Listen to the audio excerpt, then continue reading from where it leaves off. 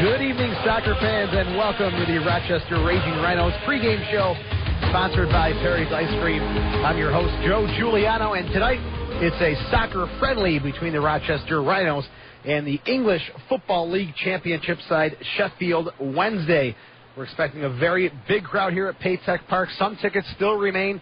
If you're not sure what you want to do this evening and you want to see a team from England, check out the Rhinos and Sheffield Wednesday at the Paytech Park box office. Some tickets do remain for tonight's match. This is a wonderful opportunity for soccer fans to check out an English football club that plays just one league below the world-class English Premiership. The Rhinos enter tonight's match after a very, very disappointing 1-1 draw with last-place Toronto. That game took place last night right here at Paytech Park. Johnny Menyanger scored the Rhinos' only goal on a penalty kick in the 23rd minute after Aaron Lyons made a fantastic run into the Toronto box. Theo Zagar, the former Rhinos keeper, took him down. And the Rhinos, after the draw last night, they have a record now of 2 wins, 1 loss, and 4 ties in games played here at Paytech Park. Look for a lot of lineup changes, a lot of shuffling, as tonight's friendly provides an opportunity for many Rhino players to see some match action this evening. Tonight's opponent, a storied football club from England, Sheffield Wednesday. They come into Rochester for their 3rd and final preseason match in the U.S. The Owls tied the Wilmington Hammerheads last Saturday 1-1 and also played to a scoreless draw with the USL All-Stars in Cary, North Carolina on Wednesday evening. Sheffield Wednesday, they're managed by Scotsman Paul Sturrock, and the club features several standout players, including Missouri native and, check this out, former Arsenal player Frankie Simic. We should see him at right defense this evening.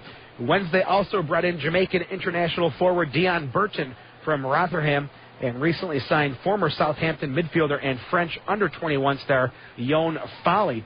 Sheffield Wednesday has been training extremely hard during this hot and humid visit to the States. We'll see how fit they are come game time this evening. Kickoff is at 7:35. Don Stevens will have the call of the action tonight. I'll join him for color commentary here at Paytech Park.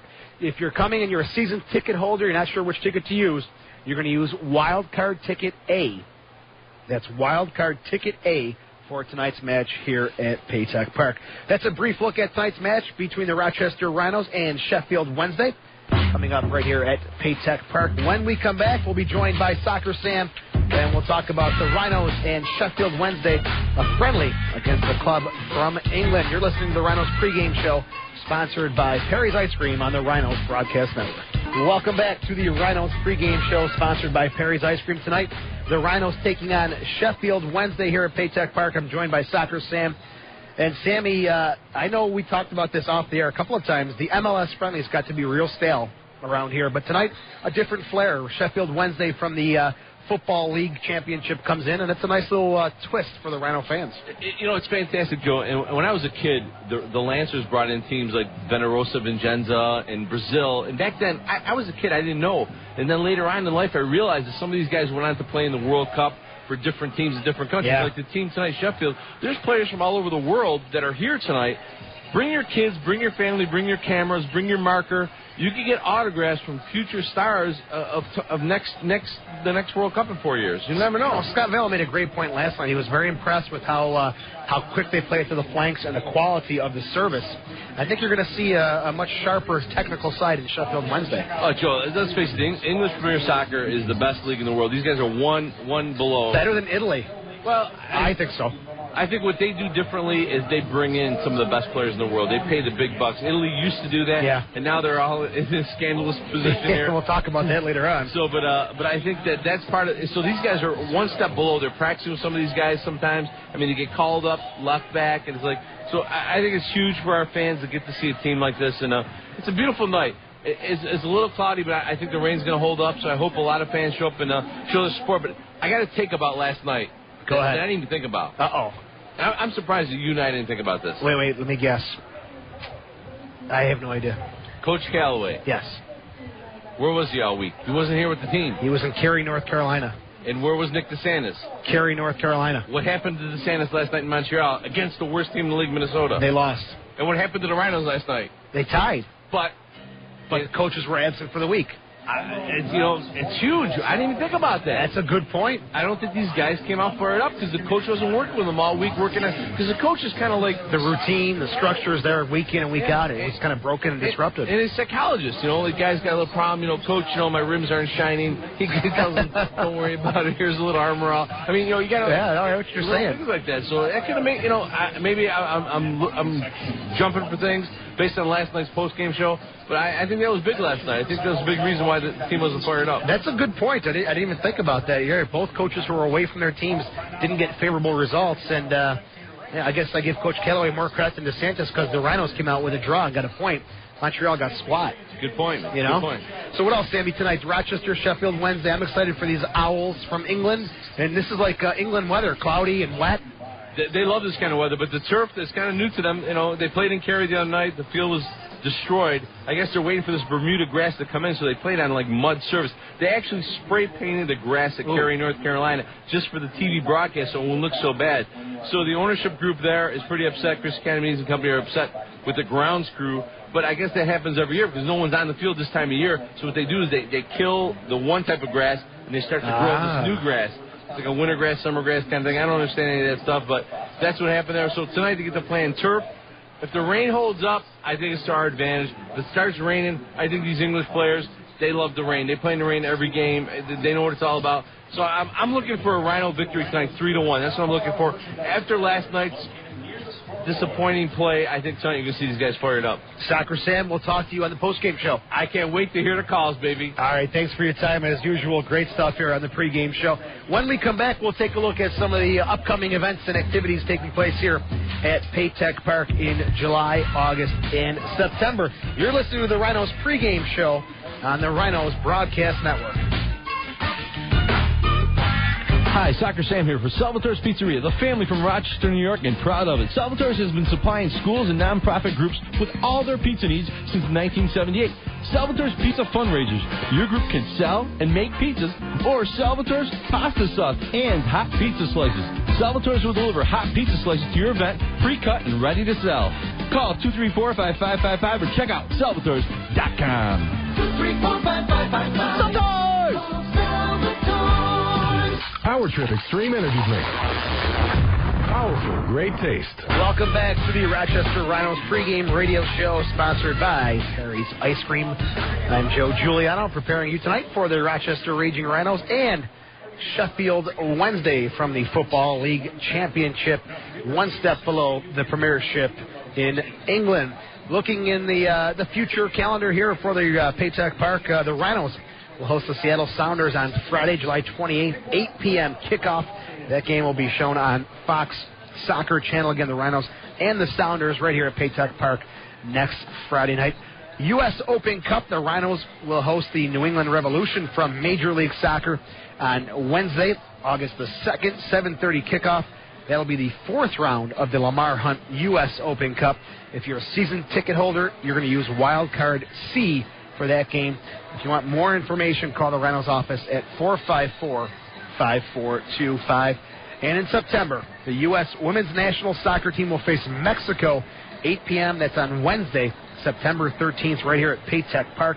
The match will be televised live in prime time on ESPN2. And again, you can call 454-5425 for more ticket information regarding the U.S. Women's National Team taking on Mexico right here at Paytech Park. When we come back, we'll look at the schedule tonight in the USL First Division with some points on the line for three games tonight, and also look at the new team down in Cary, North Carolina. You're listening to the Rhinos pregame show, sponsored by Perry's Ice Cream on the Rhinos Broadcast Network. Welcome back to the Rhinos pregame show. Joe Giuliano getting you ready for the Rhinos and a friendly tonight against Sheffield Wednesday from England. Don Stevens will have the call tonight. I'll join him for the color commentary here from Paytech Park. 3 games in the USL First Division last night. Of course, Rochester, Toronto drawing 1-1. The shocker, I think, of the night, Minnesota 2-1 over Montreal. And in the late game, Seattle 2-1 over Portland. 3 games tonight in the USL First Division. Miami is at Charleston, 7:30 kickoff. Puerto Rico at Atlanta, 7:30 kickoff as well. And in the late game, home and home series for Portland at Seattle. That's a 10 p.m. kickoff tonight in the USL First Division. Sam Schreier, our producer, will keep a close eye on those matches tonight. We'll have updates for you on the post-game show. Triangle Professional Soccer announced the name of the new USL expansion team located in Cary, North Carolina, the Carolina Railhawks FC. Chris Economides running the show down in Cary, North Carolina. Hopes to have a coach by mid to late September. Some of the names on the list include John Harks and now local Triangle resident Scott Schweitzer, who's an assistant coach with the Raleigh Elite of the Premier Development League. And also in today's paper, you saw Peter Pinizzotto, the former coach of the Toronto Lynx and assistant coach with the Montreal Impact, also in the mix. And I think Peter Pinizzotto, in comparison to Harks and Schweitzer, would be the premier choice. That guy did wonders with Toronto with no budget and no talent. He was a great coach. I think he'd be a great head coach for Cary, North Carolina. Moving up to Major League Soccer, this afternoon the Galaxy took on the Columbus Crew. I don't have a score for you on that one yet. We'll get that for you tonight. 7:30 kickoff, Kansas City at the New York Red Bulls, New England at the Houston Dynamo, DC United at Chicago, and FC Dallas at Real Salt Lake. And speaking of Real Salt Lake, the owner of the Real Salt Lake squad, Dave Checketts, not giving up yet. He spent 2 hours surveying the nearly 30 acres of free land in Utah County that developers there have offered him. Checketts said he wants to keep the team in Utah, so it's the only place he's going to own this team. Now, Checketts must make a decision by August 12th. That's the date he's set to either pick a stadium site or sell the team. And, of course, Rochester, again, several times before thrown into the mix as far as MLS expansion is concerned. Today was the Dennis Bergkamp testimonial at Arsenal's new Emirates Stadium. 54,000 fans attended the Bergkamp farewell versus Ajax. Final score today was Arsenal 2, Ajax 1. And the stadium with a price tag of $724 million opening with a bang for the Dennis Bergkamp testimonial. And the appeals in Italian soccer's match-fixing scandal began today, with all four clubs hoping to have their sentences reduced. Juventus is appealing its demotion to Serie B and the loss of its last two Serie A titles, claiming the sanctions are excessive. Lazio, Fiorentina, and AC Milan also appealing. Relegated Juventus, Lazio, and Fiorentina were relegated to the second division. Milan was not demoted, but they're given a 15-point penalty, and they're banned from competing in the Champions League this season. Juventus, again, sent to Serie B, also penalized 30 points. Fiorentina penalized 12 points, and Lazio penalized 7. The verdicts are expected on Monday or Tuesday, just in time for the deadline to set up the UEFA teams entering European competitions. And I tell you, if they overturn this scandal in Italy for Juventus, Lazio, Fiorentina, and Milan, I will never watch an Italian soccer game again. It's got to be a strict punishment, and they've got to stick to that because soccer in Italy needs some major changes. That's a look at the world of soccer. When we come back, Don Stevens will take over. Tonight, it's the Rochester Raging Rhinos taking on Sheffield Wednesday. It's a soccer-friendly at Paytech Park. You've been listening to the Rhinos pregame show, sponsored by Perry's Ice Cream on the Rhinos Broadcast Network. I'll talk to you during the game and also welcome back to Paytech Park tonight as the Rhinos will venture into the land of international soccer, hosting the team from Sheffield Wednesday, or actually Sheffield Wednesday being from a team in England, from a town in England. And I had the name of that town on my tip of my tongue a little bit ago. I can't remember what it is right now. But anyway, it's Sheffield Wednesday Owls. And will be playing their third match over here in the U.S. It's coming over in a preseason training stint. They started out in Wilmington and ended up in a draw there. And then the same as they took on the USL First Division All-Star team last week down in Cary, North Carolina. So it's their third and their final match before heading home to get ready for their regular season, which begins in just a few weeks. So the Rhinos taking on tonight Sheffield Wednesday Owls. And we're certainly pleased to have the team from the English Championship League here at Paytech Park tonight. Rhinos will be looking to bounce back from a disappointing night last night, in which they ended up in a one-goal tie with Toronto.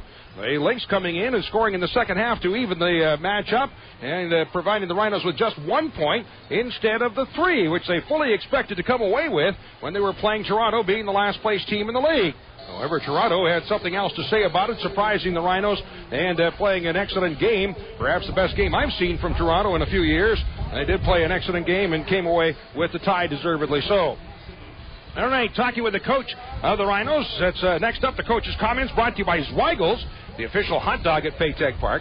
The coach and a lot of other people were not too pleased with what happened last night here in that one-goal tie against Toronto, and here's what the coach had to say. I was extremely disappointed. The outcome, obviously, dropping 2 points, but the way we played, I was very, very frustrated. For some reason, there seemed to be a lack of energy, which is the first time this season that's happened. And we went ahead, which, has not been the trend at home in many of the games.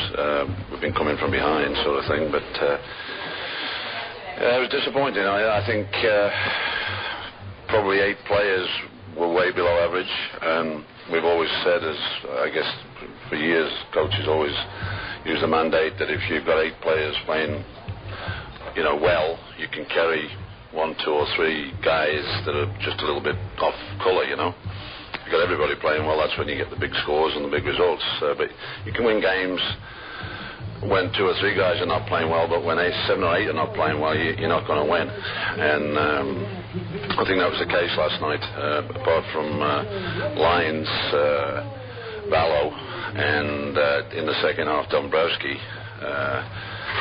I don't think anybody distinguished themselves last night, and it was very frustrating to see that many people below par. So hopefully the nice thing about this game tonight is that we can come back and, sometimes when you've got to wait a week, it's a nightmare long week, and,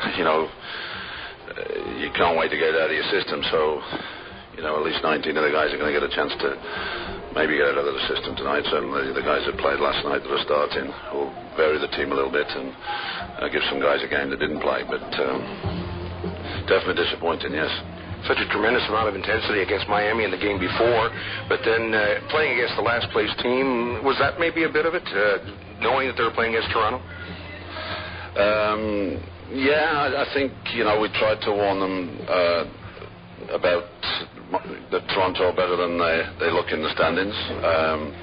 We talk about things like them beating Vancouver a couple of weeks ago, and at that time we're the top of the league.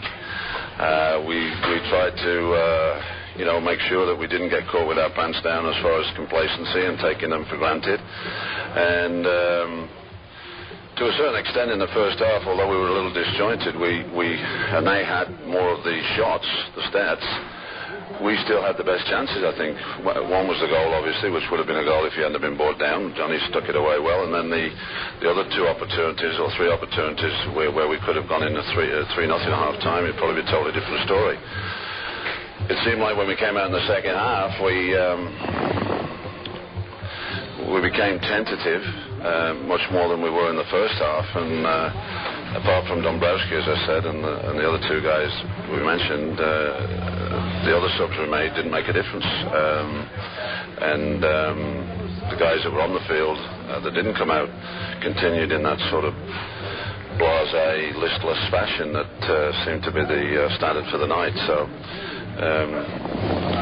I don't really know. We trained lightly Wednesday, Thursday. We had a heavy day on Monday. We trained fairly lightly on Tuesday, Wednesday and Thursday. In fact, did nothing on Thursday except go in the pool for 20 minutes to do some jogging in the pool to loosen everybody up. So it can't have been fatigue from practice or games. They had sometimes plays tricks with people. It's the strongest part of your anatomy, your mind. And I don't know whether it was complacency or we just got nervous in the second half because we weren't putting stuff away, got jittery, and suffered the consequences. Tonight, Sheffield Wednesday in a friendly. You had the opportunity of taking a look at this team because you were coaching the All-Star game against them. What type of team are they? What are they? They're a middle of the table. They finished middle of the table championship last year, which is their second division over there. Ian Wong, my player in Syracuse, I once asked him, and he played in the Premier League and the championship and the third division, so he knows the league very well, and I've sort of lost touch after 32 years, obviously, other than watching Premier League stuff. But I asked Ian a couple of years ago in Syracuse, where would we sit? He said the best teams in our league would compete favourably in the English Championship. Montreal, Vancouver, ourselves at the time because we were winning, and Rochester. So that gives you a clue from a very good judge as to where we fit in comparison to them. So us being one of the best teams in the league, playing against a middle-of-the-table team, I expect us to do reasonably well tonight. I think had we have been able to field a fresh and healthy side, it would have given us a better chance. But we still should be able to do reasonably well tonight against these guys, and hopefully get a result which will bring the confidence back into the players. So they're going to be a tough opponent. They're not Chelsea or Manchester United, but they're certainly very, very professional about the way they go about their jobs. I've watched them train, saw them play in rally, and, they're going to be tough. Now, will we be seeing a different style of soccer than what we're used to seeing with this team? They play a very rigid 4-4-2. They're very good at the fundamentals, the short passing game. They try and play in the main on the ground. I don't think they'll be too much different from most of the good Division 1 teams that we play against in our league as far as the style. They're very, very aggressive in the back, and very hard-nosed and very capable, and they have wingers who are strong and fast with a good ability to cross the ball. Both of them use the left-sided plays on the right, and the right-sided player plays on the left, so they cut inside a lot and use their good foot. They're good on set pieces. They rehearse those a lot. I watch them practice, and they'll be a handful. They'll be a good test, and a lot of our young players are going to be playing tonight, so it's going to be a great experience for them.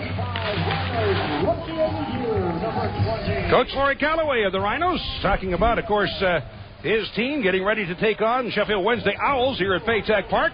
And, the rain's holding off right now. It was dribbling a little bit earlier today, but if it stays the way it is, in fact, it actually looks like it's clearing a little bit to the north. If it stays the way it is, it should be a very pleasant evening here. This is perfect weather for the English side. It's like we're back in London here, a little wet, a little gray skies, and I'm excited for this. The friendlies against the MLS teams that were happening so often got to be real stale. Now we're getting to see Coach Calloway said, a middle-of-the-table team from the second division in England. I'm excited to see where we compete against a club from England. As the players are being introduced, and certainly the Rhinos will use anything they can to try and gain some of that kind of momentum back, or the confidence back that they might have lost a little bit of last night in the game against Toronto.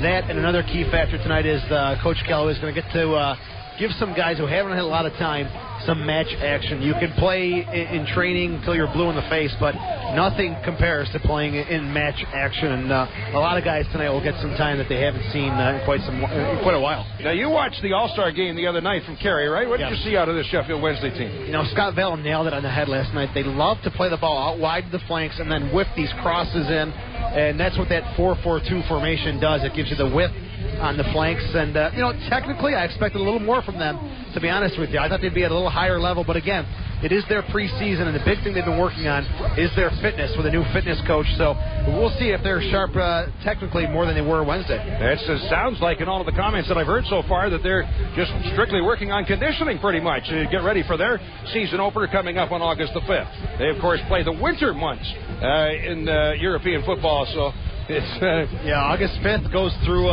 May, so December, January, February, very cold and blustery in the English professional ranks. I don't know. I think I'd rather be playing soccer in the summer and other sports like basketball and stuff like that in the winter. I agree.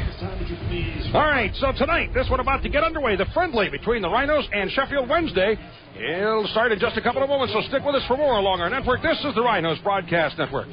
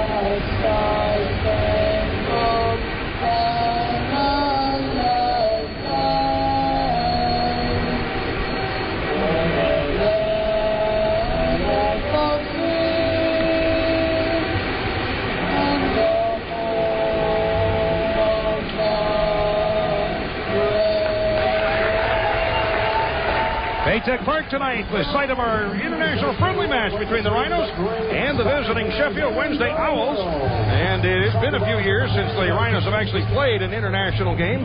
There's been teams from France and Greece and Italy and a few other teams that the Rhinos have played over the years, but it's been a while. It's been too long. Galatasaray from Turkey, another one you got to throw in the mix. All right, the starting line is brought to you by Nuffnagels, Rochester's full-service realtor. And starting out for the visiting Owls, in goal will be Chris Adamson. You know what? They don't have marked the positions, but am I assuming the first four will be defenders?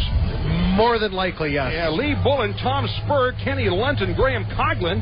However, I thought Frank Simic was a defender. Frankie Simic is definitely a defender. Okay, so anyway, on their starting lineup, they haven't listed the numbers, the positions, just the names, so who knows what they've got. Majid Boguera, Frank Simic, the only American on the team, Glenn Whalen, Steve McLean, Dion Burton, and Chris Brunt. And starting out for the Rhinos in goal, Scott Vallow. He'll be in the net down to our left as they're switching ends of the field. So Vallow in goal to our left, and he'll start out. We might see Pat Hannigan yet tonight. The defenders would include Kevin Taylor, Timwa Bonsu, Scott Palguda, and Nate Kraft. And then up front, in the midfield, Neil Dombrowski, Mike Ambersley, Johnny Steele, and John Ball. And then up front, we'll see Charles Becky and Connolly Adosian. A combination that we heard about some people talking about last night on your call-in show after the game. Yeah, they'll get the chance to work in a match situation, so we'll see how that lineup works. I like the combination. I thought last night those two would have been a hot combination. We're 24 hours later, so who knows what's going to happen. But one thing I'm going to point out is Sheffield Wednesday is in the market for a goalkeeper. Tim Howard had a great showing in an exhibition against Manchester United. That led him to sign with them. You know, if Scotty Vallow or Hannigan can show a great performance tonight, there could be possibilities for these guys in a Sheffield Wednesday uniform. So the kickoff will be taken by the Owls wearing the all-yellow uniforms, and the Rhinos wearing the black and white jerseys tonight. They're going to stay in the black shorts tonight instead of changing on the sideline. A little free show for the fans last night. All right, here we go. And from the face-off, or from the kickoff, it is taken control of by the Owls. They'll chip it ahead on the left wing side into Rhino territory. Again, that's to my left here in the first half. Taylor plays it off in the middle, along his 35. Dombrowski leads it forward, and Ambersley will then chip it downfield. After it goes to Dozian, way outside the far corner of the 18. That's hammered away through midfield by the goalkeeper, Adamson. They call him Plug. They have put the nicknames nicely for us here on the lineup, so each player evidently has a nickname. It's controlled now by the Rhinos. Pass to the center circle out on the near wing. Dombrowski to the near side for Taylor. He's playing the right back, and it's pushed by Becky. One touch to the outside for Ball, who did not play last night, out suspended. Becky drops it back at midfield. Taylor pushing it forward to Dombrowski. As he's triple teamed, they battle for the ball and finally recovered and pulled away by the Owls. Back for it, or it's played back to the keeper by Bullet. No, that would be by Spur. And then played out at midfield. Spur, and then they feed deep to the left wing corner, and the Rhinos after it. It's Steele looking for a cross down along the 6, booted away by Simic off in the far wing and out. You know, it's interesting to see Simic playing central defense. He's mainly a right back. Now he's playing central. When he was with Arsenal, Arsene Wenger thought he was much too short to be a central defender, but Paul Sturrock gives him the nod at central defense. That then pushed him down, rolled down inside the far end of the 6. There it goes to the end line, taken there by Adamson. Now, very interesting. They had sent us a roster, actually gotten the roster off of their website, their homepage, and which had all of the numbers and everything on it. So what happens is you come along, you memorize all the numbers and the names, and then you get here before the game, and they say, well, don't pay any attention to those numbers. They're not the numbers they're wearing. They'll decide at game time what numbers the players are wearing. For the friendlies, I guess it's a common routine. They'll just throw the 1 through 11 on the guys. Yeah, so they're all mixed up. Now a nice run for Steele. He's in behind, and the ball coming back to knock it away is Bullen as he knocks it off of Steele, who almost snuck through. Flat back right now, 4 flat back defenders for Sheffield Wednesday. And the Rhinos immediately trying to pop it through in the air, looking for the speed of Johnny Steele behind the Sheffield Wednesday defense. Sent away downfield by Adamson, coming down around the Rochester 35 as that's deflected aside. Then cleared to the outside by McLean for Bullen, in underneath it at the Rochester 35. Bullen drawing it forward as the Owls on the attack, across along the 18. Flicked up in the air, comes on the near side. Side volley kick taken there by Burton, and no, not by Burton, but rather by Brunt. And it's wide right and out over the end line. So the first shot of the night going to the Owls. Burton had a ton of quality chances Wednesday in the USL All-Star match down in Cary, North Carolina. He's looking to find his groove to get his finishing touch back. He was mainly the lone forward with one player withdrawn behind him. But tonight, he's paired up with McLean as the 2-forward combination. Battle the keeper for the Rhinos. Sends a low kick out through midfield. Off they go, headed back into Rhino territory. Taylor in underneath, bumping Burton, and that's popped up in the air, but a foul is called on Taylor, so a restart for Sheffield Wednesday in the center circle. The center ref, Nico Bratzis. The assistants, Kevin Barcy and Tom Mingle, and the fourth official is Kevin Woody. Free kick to be taken by Lunt. Kenny Lunt with the right foot. Chips it down in the near end of the 18, headed back along the 6 in the middle. One hopper, grabbed off his 6 by Vallow. Someone's got to be knocking on the door for Sheffield Wednesday again. That's a good ball that's redirected into the box, and Vallow easily comes out. No pressure applied there from Sheffield Wednesday. Paul Sturrock had his hands up in the air saying, where's the attack? Vallow dribbles it out to about the 25 and then delivers downfield. A big collision on the ball, and back for it. Simic will play it back inside of his 18 to the keeper. Adamson with the left foot drives it away out to the midfield line, and Kraft stops it there. Turns it the other way, heading to our right toward the Sheffield Wednesday net. Chips one down in over top. One big bounce inside the 18, grabbed there by the keeper. And Adamson throws it off on the near wing. On the near side, long service downfield.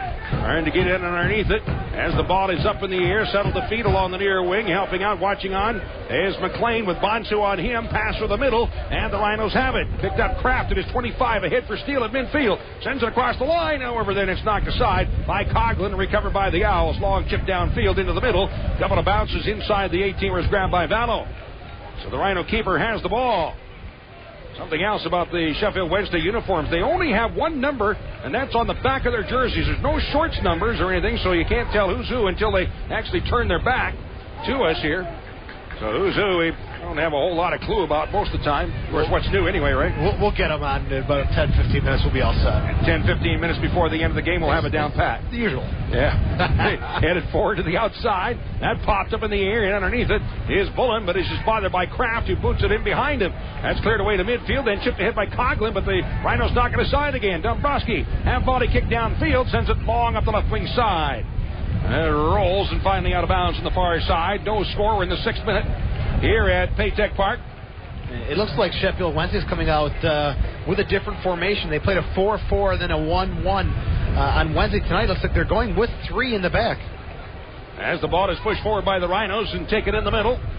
Long chip to the outside, off on the near wing by Spur. As it's settled on the near wing once again, and a drop back by Brunt. Cleared along the near side out to midfield. On the attack, here come the Owls, and a pass in the middle for Burton. Sneaks a pass ahead. Lunt sends it through. Vallow diving in and slides in on the ball at about 16 and comes away. Wins the race for the ball. That was the race, and that's good anticipation from Scotty Vallow there to read it and recognize the ball's coming diagonally. His defense was caught flat-footed, but he comes off his line before Burton can get to that ball. Rod forward now by Vallow. Got a nice contingency from Sheffield Wednesday down below. The fans, I guess there's several hundred that have made the trip over here to the U.S. for these few games. I'm impressed with the turnouts. Again, a second division club with such a following. That's very impressive. Rod forward, Adamson outside of his 18 with the left foot, drives it out through midfield. Floater coming down around the Rochester 30 as Burton battles Palguda for the ball. Burton turns to his left, sneaks by to the 20, takes a rolling shot in, scooped up off the line. Off his 6, that is, by Vallow. Burton has been a very offensive-minded player on this trip. Hasn't found the back of the net, but he's found the opportunities. If he gets into the groove, he's going to score a bunch of goals. Ambersley, one touch up the right side, but that's headed away off on the near wing and out of bounds. Throw in at the midfield line for the Rhinos on the near side. Throw in to Ambersley, back to the outside for Taylor. Gets a touch on the ball and drops it back to the keeper. So it's picked up there by Vallow. He'll push it to the outside on the left flank for Kraft. Back in the middle as the Rhinos play the 4 defenders. Ahead for the midfielder Dombrowski, you saw action last night. And for Kraft on the left wing side near midfield. Touched by Steele in the middle for Dombrowski, then makes a run. Dombrowski can't get the feed to him. It's cleared, switched to through the center circle off of the near wing, and Taylor moves up the right way to the outside for Ball. He turns it to the 20, works toward the middle, giving it off to Taylor. Pass along the 25 in the middle of Dosian, sneaks it through. No, he tried to slot it through, but it's intercepted and cleared up the near wing. Checking back on the ball is Burton. Into the center circle, touched by McLean, giving it off to Lunt, and he'll drop it back where it's chased down by Coughlin. Off on the far wing once again, brought ahead to the midfield line. Dropped off there by Boguera. That is Majid Boguera. Cross midfield into Rhino territory. A slotted ball through up the right wing. Touched by McLean to the outside. Here's a high cross down to the 6, and Vallow is up in the air. That is 2 and comes down with it. Nice service trying to catch Burton breaking in off the left wing side. A little too tight to the keeper. Vallow's going to be inside that 6 every time. Rod forward by Ball across midfield as he turns to sneak it away from Brunt. Still continuing on. Dombrowski to the outside of the near wing for John Ball. Dropping it back for Taylor. Takes a look around and now sends it up the right wing, and after it goes Zadosian as he's being chased to the end line by Simic. Zadosian with a cross, but chipped it out over the end line, over the net. So it'll be a goal kick for Sheffield Wednesday. Good effort, though. Again, Rochester recognizes that they're flat in the back. Those balls going up in the air over the flat defenders have been working quite well. Up the right wing side. Long service downfield by Bullen of the Owls, and it's headed to the outside. Kraft in underneath it. Around his own 35. He'll drop it back, and there Palguda hammers it out to midfield. Push forward again. And Burton drops it back in the middle. The outside of the near wing slotted through. Moving up the left wing side. Here's Brunt. Turns to his right. Takes the shot, but blocked away by Taylor. Comes out the near end of the 18. Ball in underneath it, being chased to the corner. As he turns and spins it up the near wing. That one stuck by Brunt, but moving in. A long ball in once again is headed away, and the shot taken by Boguera. At the 18, Taylor slides in, knocked away from him. There's a shot. McLean, he scores. He picks the upper right corner. McLean came out and came up with the ball. He chipped it over top of Vallow. Upper right corner. He nailed it by about a foot inside, and a 1-0 lead for Wednesday. That side netting, Vallow just standing there, no chance at all. Wednesday now scoring the goal there, but you got to give credit to Boguera. 50-50 ball with Kevin Taylor at the top of the 18. Neither player backing down. Boguera, a big, strong player, wins that challenge, sets the table nicely for Brunt as he neatly tucks it away, but Boguera should get a lot of credit for that goal. Still limping now back towards the bench. All right. So Boguera, a big man, as Joe says. Yes, he is. Well, it says only 6'2", but man, he looks taller than that, doesn't he? Maybe it's the yellow. He looks like a big boy. He's checking his right shin, getting the magic spray. And that's something we don't use here in the States anymore. That's the numbing spray, and he'll be back in the pitch before you know it. Cross midfield on the near wing. Becky dropping it off for Ball. He'll play it back to his own side of midfield. McLean with the goal. McLean instead of Brunt. Assisted by Brunt. Boguera. I thought, didn't they just announce Brunt?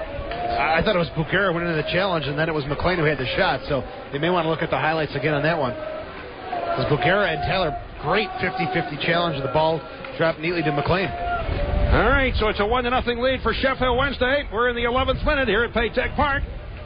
Outside, Adamson, long service downfield, coming all the way down around the Rochester 25. It is headed forward. That then nodded again down inside the Rochester 18 into the area into the 18, and Taylor after it. He put it away off of Brunt, and it bounces out of bounds on the near side, so a throw-in for the Rhinos from around their own 25 on the near side. Taylor, a high looping throw-in. Becky is run up the back by Spur, and so the ball is knocked down, and the Rhinos will have a restart. Taylor's having a tough stretch of game against Miami. It was 3-1. Automatically it was 3-3 then. Lost that 50-50 battle, leading to the goal for Sheffield. Crossfield pass. It took a bounce and hopped over Kraft, so the giveaway and the throw-in from midfield for Sheffield Wednesday. Bullen plays it back inside of his 18 with the left foot. Adamson will first time it away, but shanked it. It's not near midfield and cleared ahead. Dead ball by Taylor up the right wing side and turning back for it. Spur plays it down to the end line for Adamson. Sheffield Wednesday keeper with the ball. Takes a look downfield with the left foot. Line drive kick through midfield. Up goes Palguda, but he's bumped and couldn't reach it. That's brought forward, knocked away momentarily by Bansu, and then it is played off on the far wing and out of bounds on the far side, and it'll be a throw-in for the Rhinos from around their own 40 on the far side, the left wing side. Kraft looking for the throw-in. Takes it away to midfield, knocked down once again. Kraft with it, rolls it ahead this time to Ambersley. As he's bumped there, Kraft gets it right back. Turn it toward the center circle for Dombrowski. He'll drop it back to his 30 and Palguda to the outside once again on the left wing. Kraft, long delivery downfield. Adosian trying to get in underneath it, but Conklin heads it up in the air. Comes on the near wing and nodded to the outside. After it up the right wing, brought forward by Ball. He'll look for the cross from the outside, sliding in on the ball to kick it away and out. Is Brunt. So it'll be a throw in for the Rhinos. Ball quickly back out on the near side. Taylor dropping it off there. Taylor still has it. Now pass toward the middle for Steele.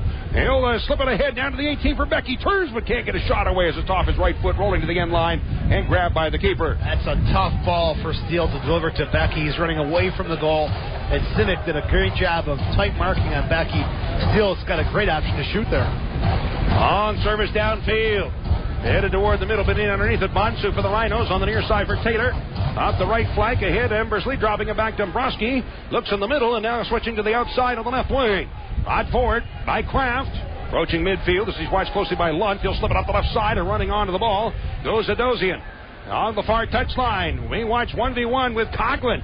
On top around the 25. Pushed to the outside by Steele for Kraft on the left wing side. Drawing it forward to Adosian in the middle. Tips it off for Steele. Turns to his right. Looks around. Switches back to his left. Tried to sneak it through to Ambersley, but the pass intercepted. And you can't put a 10 or 12 inch round ball through a 3/8 round hole. It's Johnny Steele just forcing it too much. 20, 25 yards away. Unleash. Have a shot on goal. Cleared off on the far side. Where it's taken by Palguda. Draws it ahead out to the 25. Bonsu will drop it back once again. Palguda switching this time off on the left wing side for Kraft. Drawing it forward out near midfield and continuing on is Dombrowski. To the outside. Steele with it there. Trying to send it downfield, but the ball got away. It rolls out of bounds. So another turnover for the Rhinos and a throw into the midfield. Line 4, Sheffield Wednesday. Dombrowski, he's got the ball at his feet. He's got about 20 yards to go forward. He decides to go to Johnny Steele. That's a young player, not really sure of himself yet. He's got a great touch on the ball. Take it forward as that midfielder and create something. We're in the 15th minute of Paytech Park and a 1-0 lead for Sheffield Wednesday, scoring in the 10th. And the goal from McLean. Pass ahead up the wing. McLean turns it to the outside. That slipped along the 35 in the middle. Burton drops it there. Gets it Bass right back. Has it 35 yards out. Now long switch to the near side and taken by Brunt. Out the left wing. His nickname, they say, is Beavis and Butthead. On the near wing. 1v1 with Ball. Drops it off in the middle. Chasing after it. Here's a roller picked off by Taylor. As he picked the pass away as Whalen tried to feed it through. On forward in the center circle. Adosian sends it downfield. Headed in the air by Becky. Turns back for it. Now nods it up the right wing. And Ball will move in underneath the ball. As he's watched closely, drops it back for Taylor. Has it 30 yards out. Drawing it forward. Turns to his left foot. And gives it off to Dombrowski. Back on the outside of the near wing for Ball. Now 20 yards out.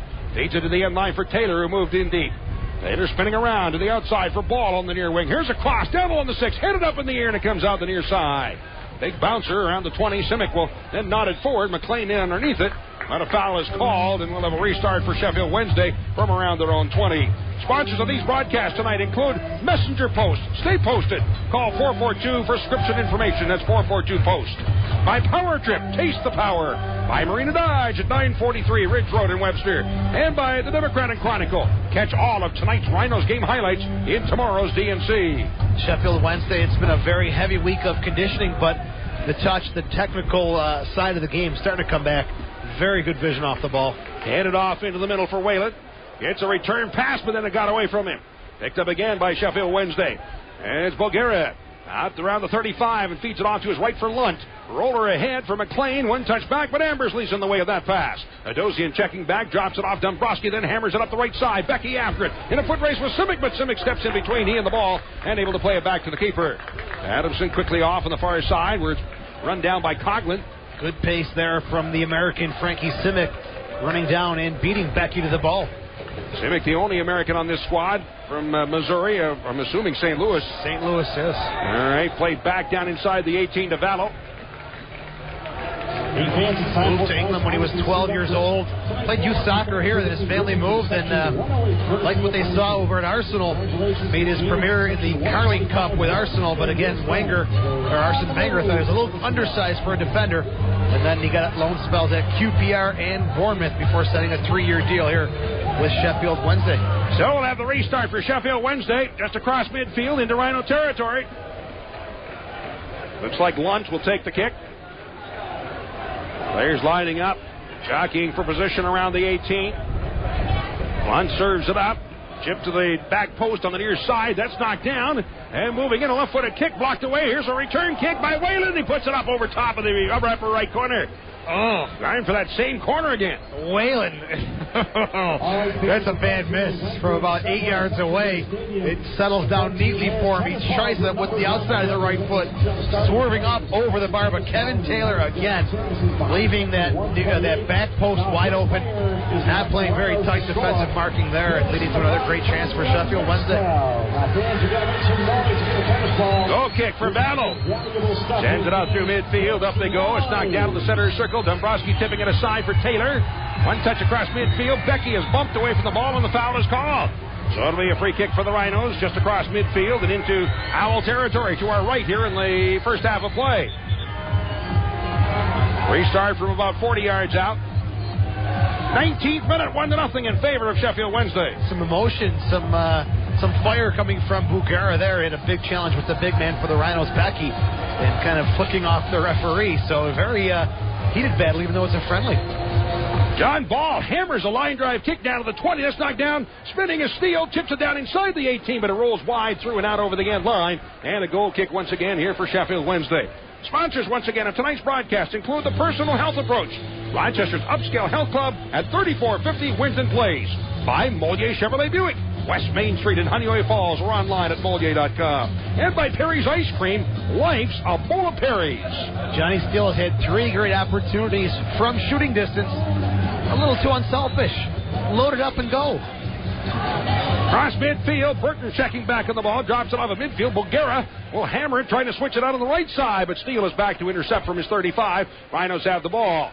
Lead ahead to the center circle for Adosian. Cross the midfield line as he's being challenged, trying to pass it off on the left side. That's tipped away by Coughlin, who plays it back to the keeper. Left foots it away, first time out on the far side, but Kraft there for the Rhinos picks up the ball. Into the center circle for Dombrowski. Rolls it off on the right wing side, and after it goes Taylor. Chasing it to the outside, 1v1 with Burton. On the near touchline, stops, feeds it ahead of Dosian, looking for a give and go, and gets a return pass up the right side. Now he's watched by Brunt. Here's a cross along the 6, up in the air, bringing it down at his 2. Off the crossbar, here's the keeper, Adamson. Taylor getting a little more aggressive down this right flank, pushing in, trying to swerve some balls into the box. Just a little too close to the keeper there, but nice combination with him and Conley Adosian. Kevin Taylor, one of the youngsters on this team, doesn't see a whole lot of action, but he's seeing some time here tonight for Rochester. Saw a couple of games last year in his first stint with the Rhinos. Let's play back in once again to the keeper, Adamson. Here comes the rain. And the rain is starting to fall. That's cleared high in the air, not on the near side. Brunt battling ball. As Brunt continues, now he leaves it off there, and Whalen will switch it long to the right wing side. Laid off in the far wing as the ball is settled once again. Right toward the middle, back near the midfield line. Bulgara rolls it off in the circle for Whalen. Gets a return pass to Bulgara. Spinning around in the center circle, trying to get away from Embersley and pass off to Whalen. Great ball possession right here now by the Owls. Drop back at the midfield line. Whalen pushing it to the outside once again on the right wing for Coughlin. High chip across midfield, but that one shanked it off the outside of his foot and out of bounds on the far side, so a throw in for the Rhinos. Quick restart, Dombrowski dropping it back along his 25 for Bonsu. Denwa Bonsu, central defender in this game. Ordinarily he's been playing the midfield mostly lately. Drops it off with the near wing, and Taylor slips it up the right wing side. Adosian stepping by one, and another in the center circle for Embersley. Looks for the slot through and hit for Adosian. Tried to sneak it through to Becky. Turns back for the ball, but the offside flag is in the air anyway. So the whistle blows and a restart for Sheffield Wednesday. Once the Rhinos get to 30, 25 yards out from the goal, there's no creativity. No one taking players on. They're forcing it, just giving the ball away. Off to the midfield line. Off on the near wing underneath it, Brunt, but it skipped off his heel and rolls out of bounds. Throw in on the near side of midfield for the Rhinos.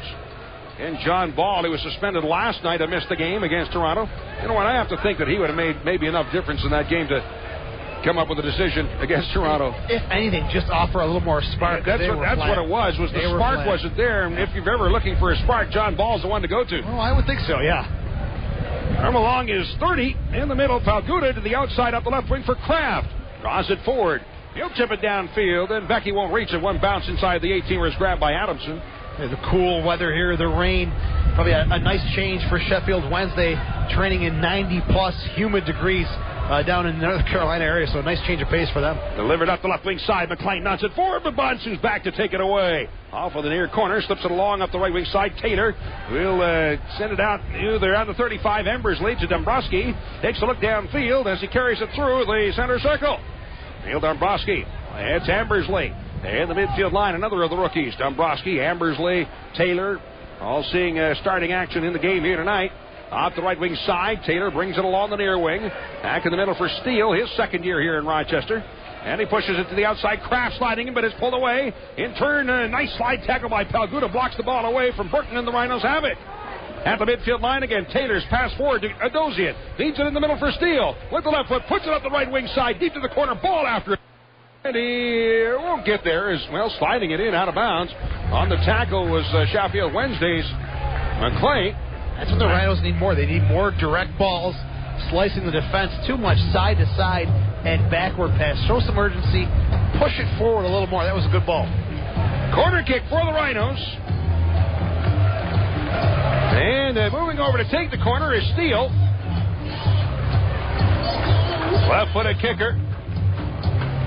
As they set up in position with the left foot, Steele low, one bouncer along the end line. What was that? Pops him in the air, comes back on the near side. He moved in off the ball, but couldn't reach it. Pushed out of the near side. By the way, Steele's family is here visiting. His parents and his brother. He's got to put on a better service than that for the family from overseas. It's like he just whiffed on it or something. I'm sure he didn't intend for that to happen. He's had a tough first half. A couple of giveaways and a little too unselfish from the top of the box. Palguda from his own 35, switching out on the far wing to Bansu. As the Rhinos begin to bring the ball forward, for Ambersley in the center circle, looks around and he'll switch it off on the near wing, and checking back on the ball is Ball. Leaves it to the midfield line. Well, he maintains control. A pass head down for Steele to the 25, slots it, turn to Adozian. On the near side, turns to the outside of the 6, or the 18 rather, crossing foot, headed away and out top, and in underneath it is Whalen. Challenged by Ambersley, who knocks the ball away. Becky to the outside again, to the corner. Adozian after it. And he gets there in time, keeps it in along the end line. Now a cross down in front for Taylor. That's blocked away and out over the end line by Whalen. Evidently went off the Rhinos, I guess, because it's a goal kick. I thought Taylor was late coming to the ball. He should have come to the ball a little quicker. And I thought the Sheffield Wednesday player was the last player to touch. 25th minute here at Paytack, and it is a 1-0 lead for Sheffield Wednesday, having scored in the 10th minute. Direct your attention to the video board as we say happy birthday. As we pause now for station identification. You're listening to Rochester Raging Rhinos Soccer on WFKL Fairport. Here again, Don Stevens. Cross midfield, flick forward, but out of bounds on the near side. It'll be a throw-in. Now Burton's going to leave it there for Brunt. Beavis and Butthead, that's what they've written down here on the roster sheet as his nickname. Oh, look at Cisco for Burton. I love it. Cisco, yeah. I got some... not a good nickname to have, but it's some great ones. Well, the goal that was scored by Tight Butt. That's what it says right there. McClain gets the goal. I'm sure Paul Sturrock... I wonder who wrote these things I'm here. sure it was Paul Sturrock. He's a character. He's definitely got a great resume in England and in Scotland. But he's a character. Likes to have a good time and keep things light. But gets hard-nosed when he has to. So I wonder if these are real nicknames or he just did it for our benefit. He could be just pulling our chain a little bit. Yeah. Cleared away downfield. As Becky able to flick it forward. That one stuck by Adozian, rolls all the way down to the Sheffield Wednesday 20, and it's recovered by Simic. Feeds it off on the near side. As the Owls bring it forward, off the left wing. That slipped through midfield. That Taylor on the other side knocks it down to the midfield line. Ambersley takes it. Turns to the outside and up the right wing for Ball. Rolls it in the middle, and it's intercepted once again and played by Spur out of the near wing for Burton. As he's tied up, and Becky is dumped by Burton. They actually both go down, and the ball is going to belong on the throw-in to the Rhinos. Burton, like he ran into a wall. Becky just kind of smiled. Look at John Ball. He's very frustrated. He's ready for the throw-in, and nobody's moving. His teammates are all just standing there. It's about urgency. There's no urgency right now, whether it's last night or tonight. Still kind of flat. Off the right side, headed in the air, rolling and out of bounds on the near side. Throw-in. Ball wants to get it going again. You know, he's into this game. Not getting the help right now. He's not getting the movement off the ball, the passion here. Well, certainly the Rhinos are very well covered right there. The throw into Becky, but he was surrounded by 4 yellow uniforms. So the Rhinos getting no room on excellent defense provided by Sheffield Wednesday. On the near wing on the touchline, it bounces out of bounds. Another throw in near midfield for the Rhinos. Taylor Quickly up the right wing side. Becky in underneath it. Off his knee. Backheel. The ball moving in the middle for Emersley. 25 yards out. Stumbled and went down. Landed on top of the ball. He gets back up. Still chasing after it. Dumped again. And Becky helps out this time. Rolls it to the outside. Played off in the middle. Here's Adosian. Turns to his right. Tries to roll it through. He slots the ball through, but no help there for the Rhinos. Top of the 18. They run out of choices. They're not sure what to do. You know, if you're not sure about a pass, take the shot, see what happens. If anything, it could trouble the keeper, and also it'll loosen up the defense next time for a through ball. Ball will be taken on the goal kick by Adamson, placing it at his 6. Hit the left foot, drives it away into Rhino territory. Dombrowski up. No, it was over him. Flighted too far, and Burton will chip it up the left side. McLean after it. Back to tie him up is Bonsu. At the near corner of the 18. Dropped to the outside for Brunt. Cross it on the 18 and 5. That sneaks through and out the far end of the 18 where it's carried away by Steele. Out the left wing side. Back to watch him is Bullen. But Dombrowski will switch it to the right side. However, headed away on the near wing by Spur. And in underneath it to settle it is Whalen. Crossing again to the far side of the field. Drop back. Coughlin's pass ahead. Bagera in the center circle across midfield. Whalen right back to Bagera. As he chases along the midfield line, sneaks it off on the near wing, but Taylor this time will step in and win the race with Brunt for the ball. Taylor has it. Throws it ahead. Becky touching it to the outside for Ball. Turns back. Drops it off once again for Charles Becky. This sums it up. Look at Becky. He's our forward, our striker, our target man. He's on our half of midfield. That's where the problem is. The service, it's just not coming. Cross midfield. Dombrowski takes a look through the center circle. Crossing to the outside up the right wing for Taylor. Ball on the near wing and a pass hit for Ball. That makes it through, but on the other side it's intercepted. However, a foul is called as Ball was taken off the ball, so a foul and a free kick for the Rhinos. Quick restart by Ball. Down to the 18 for Adosian. Moving in, but it knocked off his foot. However, he does get it back to Ball. 25 yards on off the right wing. Sends it down inside, and that picked up on the fly by Adamson at his 6. You know, a couple of big differences we see from Wednesday in comparison to some USL teams. Very compact. Not a huge gap between any positions on the field, and also their recovery. If they counterattack, they recover very quick to keep their shape. Steele off the left wing, sends it down inside the 18. Adosian in the middle. Becky head ball. Oh, dubbed off the crossbar by the keeper Adamson. Nicely set up Adosian. Great shot, or pass rather, to Becky, and the head ball from 6. First time we've seen some kind of combination from Becky and Adosian. And I think Becky was lining it up for the bicycle kick. He just kind of hesitated, then decided to go with the head. Didn't get any pace on it, though. At midfield. Slide tackle by Dombrowski, but can't come away. Ball slotted through, then knocked away by Bonsu at the last minute. Played to the outside, up the near wing is Brunt. Chasing it down to the Rochester 20, to the 18. The 15, and across along the 6, but inside is Kraft and nodded through and out the far side. Steele after it. Will he get there in time? Yes, he does. Taking the ball to the far touchline. Off the left wing side, 31st minute. And it's a 1-0 lead for Sheffield Wednesday. Dombrowski dropping it back. Talguda touching it back to the keeper. Ballo at his 18 will, in turn, first time it up the near side for Taylor. Off the right wing, and the Rhinos come away. Cross midfield. Kevin Taylor, pass in the middle to Becky. Back to the outside again for Taylor. Moves it ahead up the right wing slowly. Pass off. Adosian's trying to sneak it through to Becky, but as he's challenged, Spur tips it away from him. Feet in the center circle. Push through. Lunt on the attack. Talguda trying to get back. Bonsu moving in. He stops the ball, and Lunt couldn't get a clear run. Bonsu has had about 4 or 5 now. Nice tackles at that central defense spot. Sheffield Wednesday starting to pick apart the defense. Off on the left wing side to Kraft. Leaves it there. Dombrowski takes a look in the center circle and rolls it out on the near wing, and up with it is Bonsu. Approaching the center circle.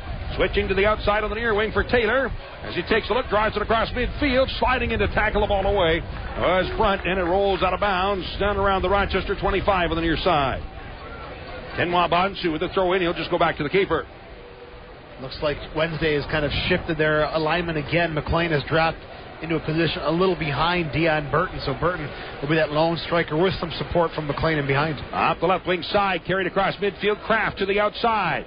Adosian continuing on along the far side of the field. He'll sneak a pass through into the middle, but it's behind Ambersley, and it's recovered by Sheffield Wednesday. Then stolen away by Steele, but in turn it's recovered by Brunt. Dropping it back, Spur to the outside on the near wing, and approaching midfield is Whalen. Speed ahead to the midfield line. Turning back, McLean drops it off, but Steele steps in to take it, and is tackled. Taken down by Brunt, but play goes on. In the middle of Dosian from 35 yards out. Ambersley plays it back out near midfield, and Kraft now moving forward up the left side. In the middle to Ambersley. Switching to the right wing side. Ball deep to the right wing corner. After it there. Ball stumbles, gets a pass away. Steele near corner of the 18. Left-footed down inside. Up goes Becky, but the ball hit it away and out to the 18. Again, knotted to the outside. Carried away by Bullitt. On the right wing side, Owls have the ball. In the middle for Bulgara. 33rd minute, Sheffield Wednesday with a 1-0 lead. Tipped ahead, but stepping inside is Bonsu to take it away, and the Rhinos have it. The near side for John Ball. Pass toward the center circle. Again, Ball very frustrated. No movement by his teammates. Just too much side to side, back and forth. You know, the forward's got to be moving off the ball diagonally. Kraft sends it down inside. Becky, no, flicked away by Spurs. He nodded it just over Becky, and it'll roll out over the end line. A corner kick for the Rhinos. The big reason that whole play opened up was that Dosian made a diagonal run, drew a defender with him to the opposite side. Becky was left 1v1 finally.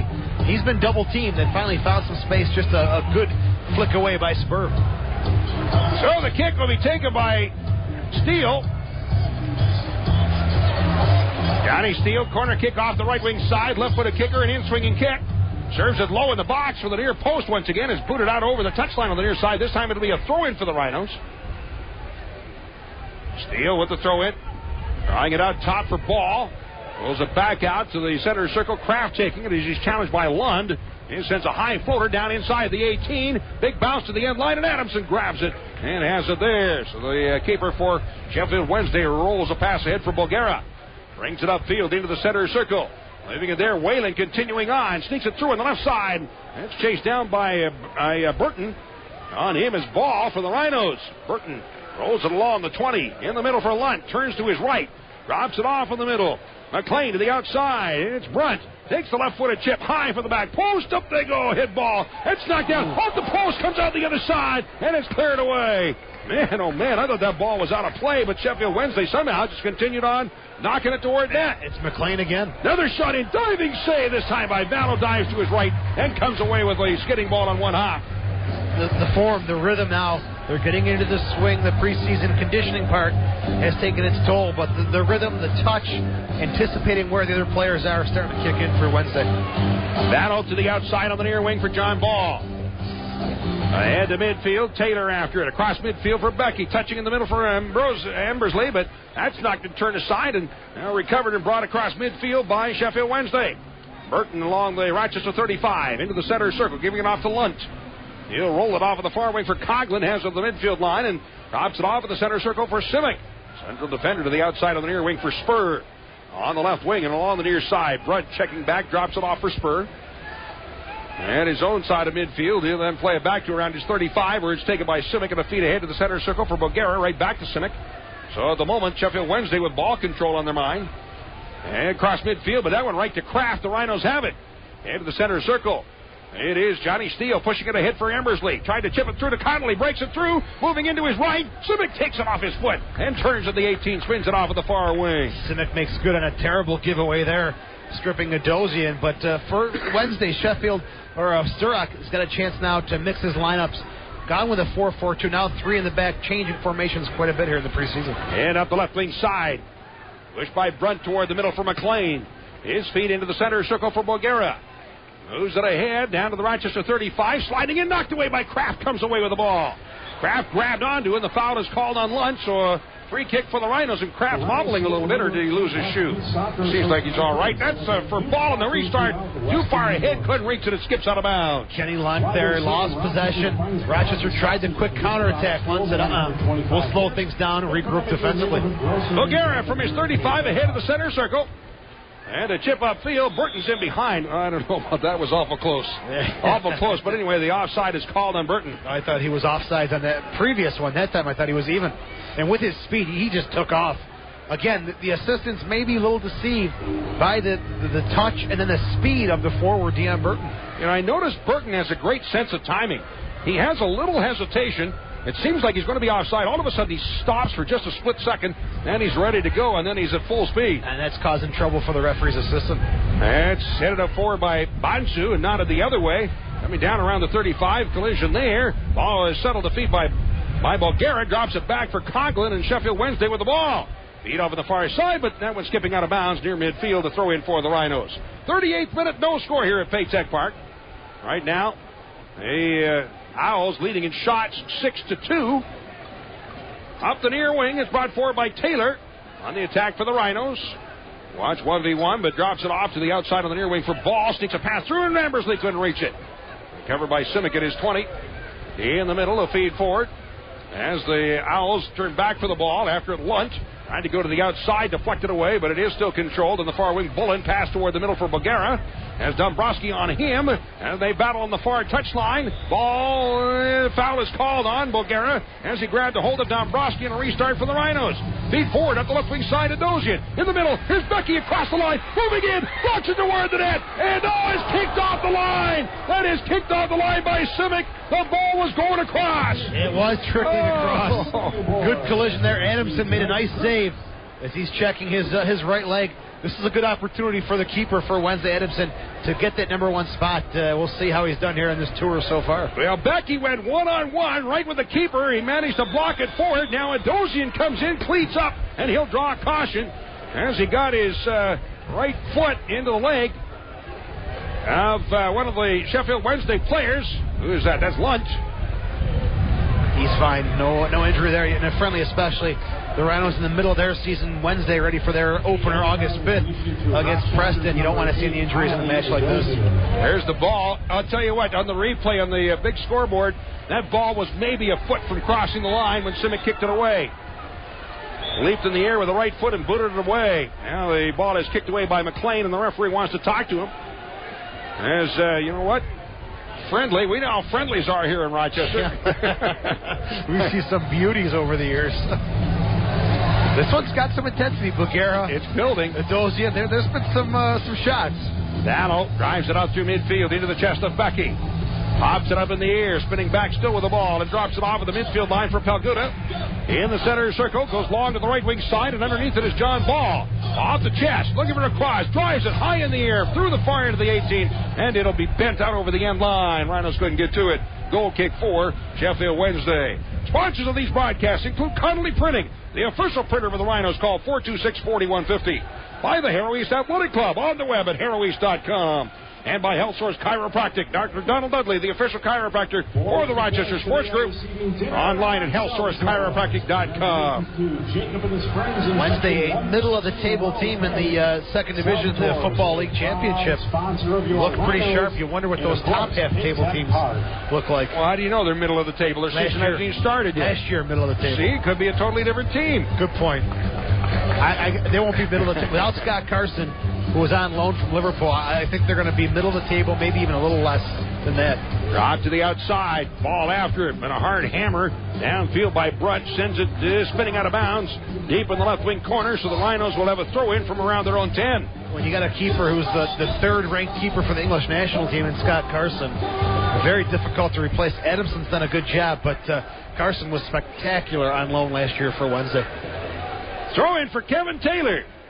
Long on the near side. Becky trying to spin in behind, but that's booted by Brunt in the air. Coming down the near corner of the 18. Headed up in the air by Bonsu, but then returned by Bulgaria. Right to Taylor. All the tall guys are getting in on the action right now. On the way, and short guy Ambersley up with the ball. English style. Ball in the air. Switch to the outside by Bonsu on the left wing for Kraft. Pass toward the middle for Dombrowski. As he's chased there, drops it back once again for Scott Pelguda. Takes a look downfield, rolls it off in the middle for Bonsu along his 35. 42nd minute here at Paytech, and a 1-0 lead for Sheffield Wednesday. Off the right side, Taylor on the attack. Sneaks it through, ball after, but he won't get there. The first one to get to the ball will be Spur. Deep in the corner, he'll send it along the end line for Adamson. With the left foot, drives it away out to midfield. They battle there, and the ball is recovered by the Rhinos. Taylor toward the midfield line. No call. You know, with Bonsu. And his hand on his head. on top of Burton's head, holding him down. That's okay. That's legal, right? Dombrowski drops it to the outside along the 35, and drawing it forward is Adosian. chips it down. Embersley, one touch inside, but nobody there for the run. And it rolls to the end line. We're stopped by Adamson. You know, in soccer, that's the hardest part, is that finishing touch in the final third. And for the Rhinos, this is kind of a mix and match lineup. So those kind of inconsistencies, they're going to take place. Adamson, half volley kick, fights it through midfield into Rhino territory. Taylor up over Burton, heads it away out of bounds. It'll be a throw-in on the near side for the Owls. Throw-in off in the middle for McLean. Rolls it back out near the center circle for Bulgaria. He'll chase it down on the right side. Sneaks a pass ahead for Lunt, checking back. Rolls it to the outside once again for Bullen. Return pass for Lunt. 35 yards out. Takes a look at net. Now sends it down inside. Up in the air. Hit ball back post. Hit it up over top of the crossbar by Bonsu. As he comes back to help out. Nice ball movement there by the Owls. They tried for the header to the back post. It almost worked. It sure was. Kevin Taylor, again, a little soft on that back post marking. You could see, though, Dion Burton and Steve McLean, they're starting to understand each other. That's a good ball coming back across the run of play where McLean tried to get to it. But Bonsu did a good job defensively to clear it away. Corner kick off the right wing side. Looks like Brunt moving over to the corner. Well, actually, there's two players there. We'll see who will take the kick. Brunt's going to leave it for whoever the other player is, which I haven't seen his number yet. Naturally. Here's the service coming down around the middle of the 6. Hit it up in the air on the near side. Flicked away by Steele. Near corner. It's taken by Whalen. Sends it back along the 6. In the middle, and Bonsu heads it away and out. Booted high in the air. Out around the 35 by Ball. Flick forward. Becky up the left side and Steele in underneath it. Carries across midfield. Here's a return pass. Adosian moving it down to the 18. On the left wing side. Tried to chip it through. Hits the outside of the net. Adamson had the angle. And Adosian tried to chip him but couldn't get it high enough. Sponsors of these broadcasts include Nothnagel, Rochester's full-service realtor. Salvatore's, they deliver everything for babies.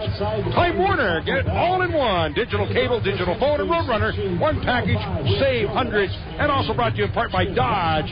Grab life by the horns. Dodge. It was a good opportunity there for Adosian. Adamson was off his line a little bit. I thought Adosian was going to go with a one-touch little chip over Adamson, but instead of to take the extra touch, giving Adamson a chance to kind of recover on his line. On into Rhino territory to our left here in the first half. Kraft lays it on the outside. Just a short time remaining here in the first half. We're now in the 45th minute.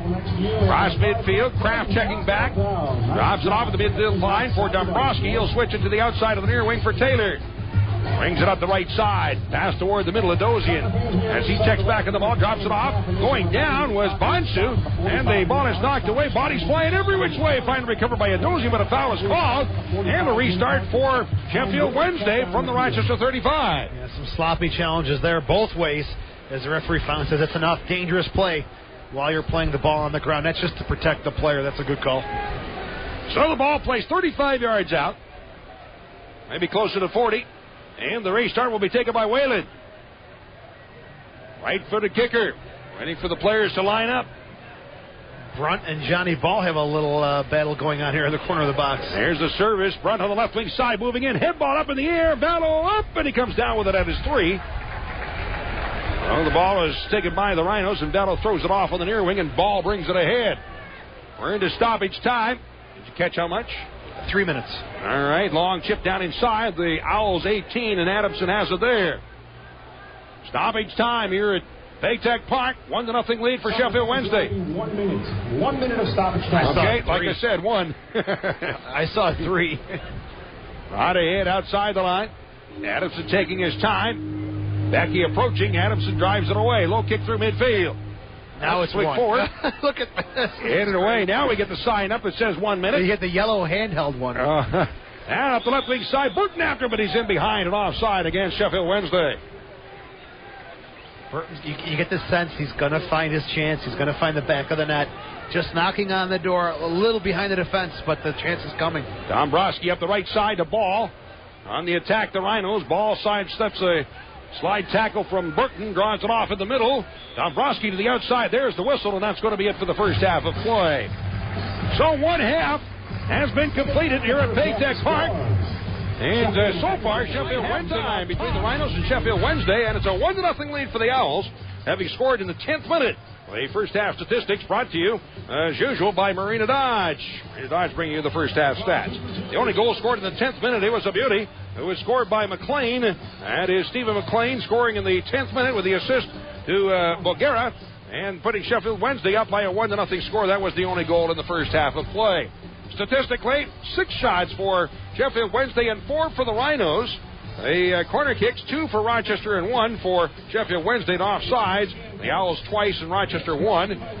Saves in the game. Vallow credited with 2. Adamson with 1 save. And in fouls, it's 9 against Sheffield Wednesday and 6 fouls against the Rhinos. Statistically, not far apart, but still you can see the degree of, should we call it, I hate to say talent, but there's just a little more individual, higher level of talent from Sheffield Wednesday, I think. Technically, they're a notch above the Rhinos. Again, this is kind of a mix and match lineup for the Rhinos, but the conditioning was huge for Sheffield Wednesday. Now what's coming into play is the technical side of the game, and that's really starting to kick in. It's unfortunate for the Rhinos. They catch Sheffield Wednesday on the third game of their U.S. tour. The first game against Wilmington, they weren't very sharp, but as training has gone on, they've gotten much sharper, and very impressed with the side so far. I like the ball movement, and they've got excellent control, especially with all of the headers. In the air, they seem to be a lot stronger. Absolutely. Great vision. They know where the ball is going to go next when they're up in the air, challenging. And Burton and McLean up top especially. They look like they're starting to connect up there, and Paul Sturrock's got to be happy with those two guys working quite well together. All right, so here at Paytech Park tonight, 1 half complete. And it's a 1-0 lead for Sheffield Wednesday over the Rhinos. We'll be talking with one of the press officers from Sheffield Wednesday next. We'll find out all about the team. That's coming up next here at halftime, so stick with us.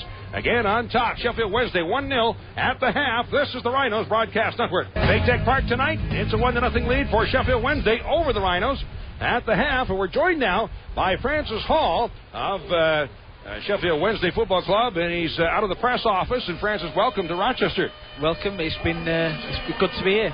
Yeah, this is now you were telling me before you've actually made a couple of trips to the U.S. before, right? That's right. Yeah, I've been into New York City, and I've been down to Florida as well. So, but it's been a great trip for the players. Everybody's looked after us really well.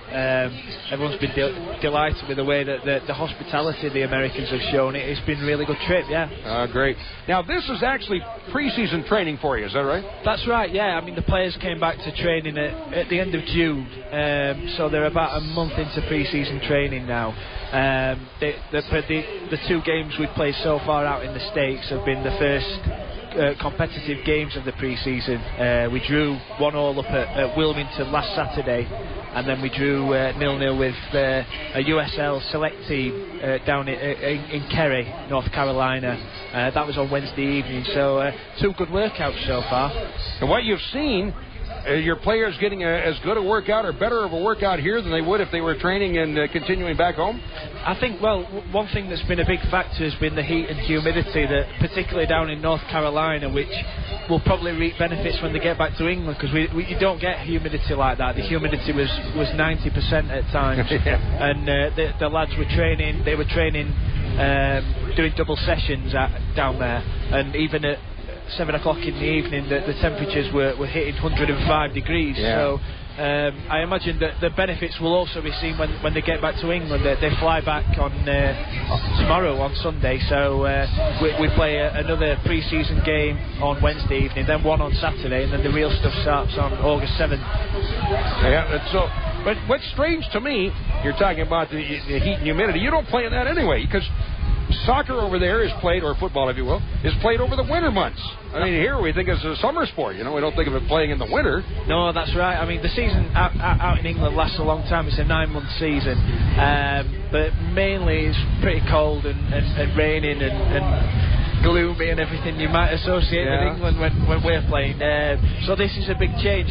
Really, you get very few hot days. You might get one at the start of the season, because we start in August, and you might get one near the end in May time, but most of the time it's pretty cool and pretty wet. So this is really good conditioning for the lads, because if they can reach the fitness levels in this sort of weather, or the weather we've had in North Carolina, it's a bit thundery today up here in Rochester, but if they can reach their fitness levels here, they'll be well equipped to when they get back to England.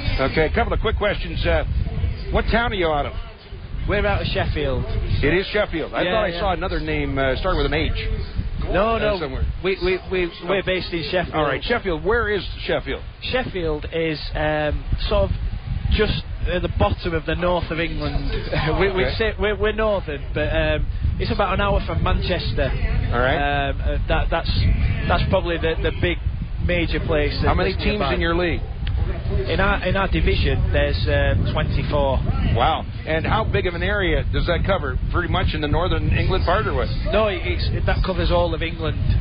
In your division, you go all over all of England. Yeah, we go. I mean, the most northerly place we'll go this season is Sunderland, which is probably about 2.5, 3 hours drive, and the longest journey south is down to Plymouth, which is right in the south west of England. It's in well, it's actually in Devon, but it's around Cornwall, and that's a long trek. That's sort of six hours really on the road. The longest trip you have is 6 hours? Yeah, we're not like you guys. Wow. That's a long trip for us. It takes 6 hours to get across Texas here. Yeah. All right. How many games does a team play in a week, basically? Well, one a week?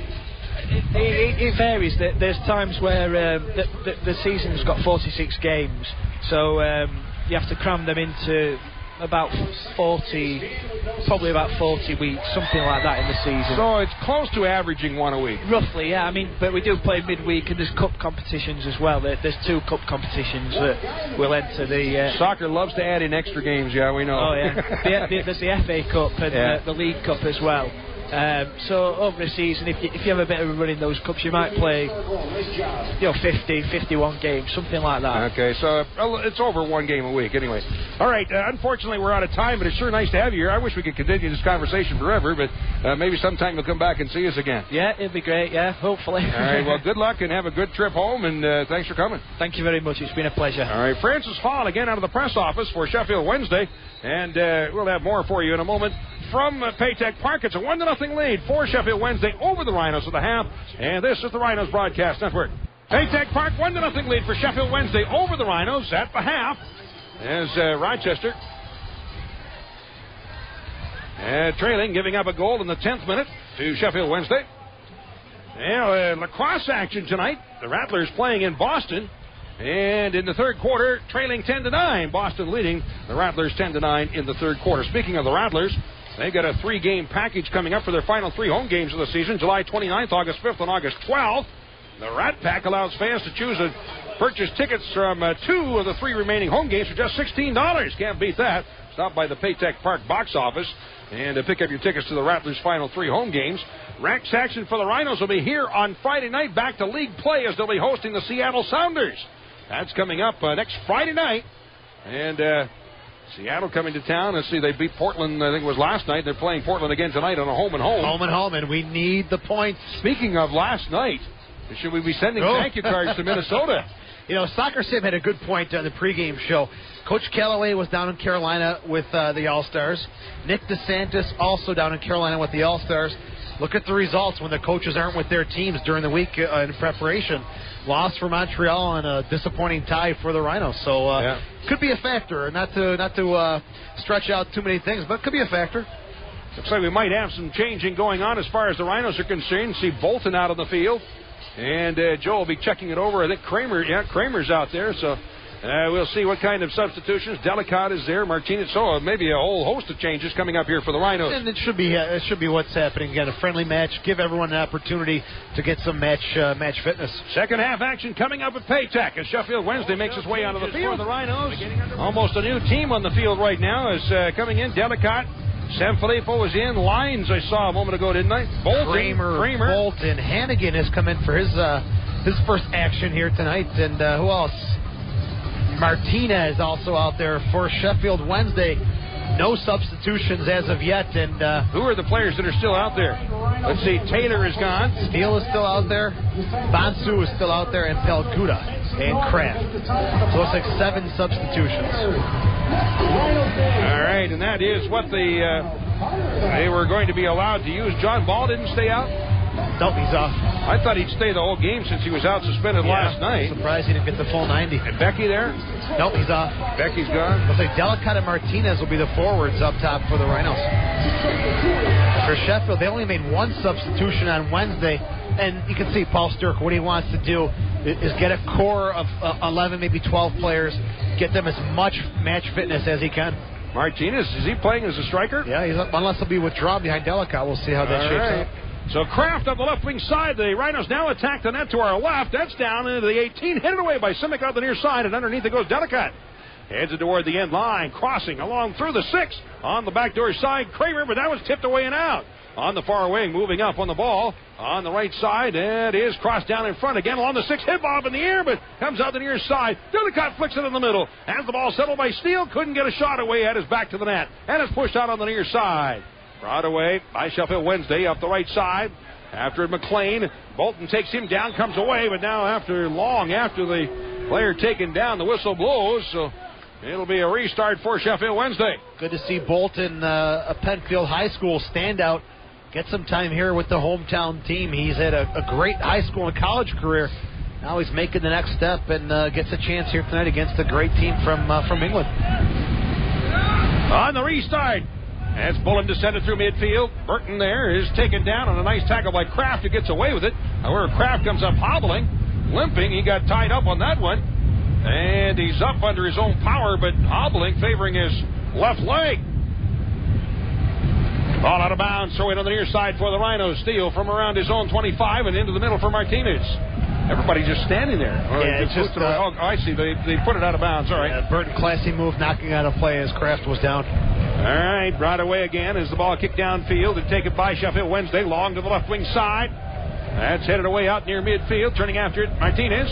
As he leaves it there for Lyons, continuing on. In the center circle, drops it back. Bolton will chip it out on the near side. Cross midfield is Kraft. Off the left wing, drawing it forward to the 35, to the outside for Steele.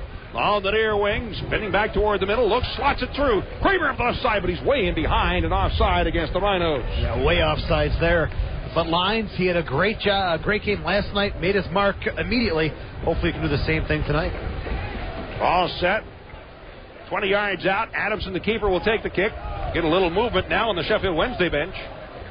As Joe said, they only made one substitution in the game against the All-Stars last week. Headed in the air by Bonsu, out across midfield. That's knotted up in the air, coming down to the midfield line. He's back. Sent by Spur through midfield, but headed away again by Sanfilippo. Long up the right wing side of Martinez at the far touchline. Drawing it to the end as the ball still on the line is in play. And Martinez spins, gets it right back again.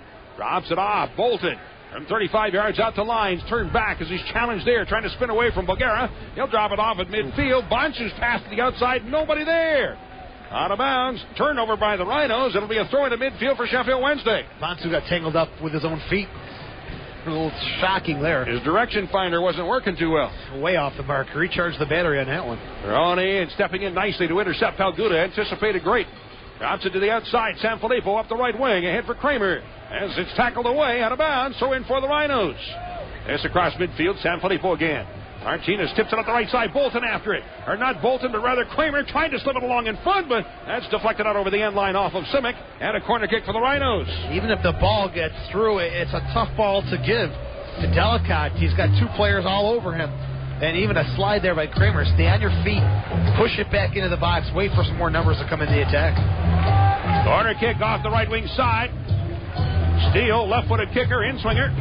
Lights it a little higher this time. Bolton with a hit ball. One hopper to the end line. It's grabbed in front of his net by the keeper, Adamson.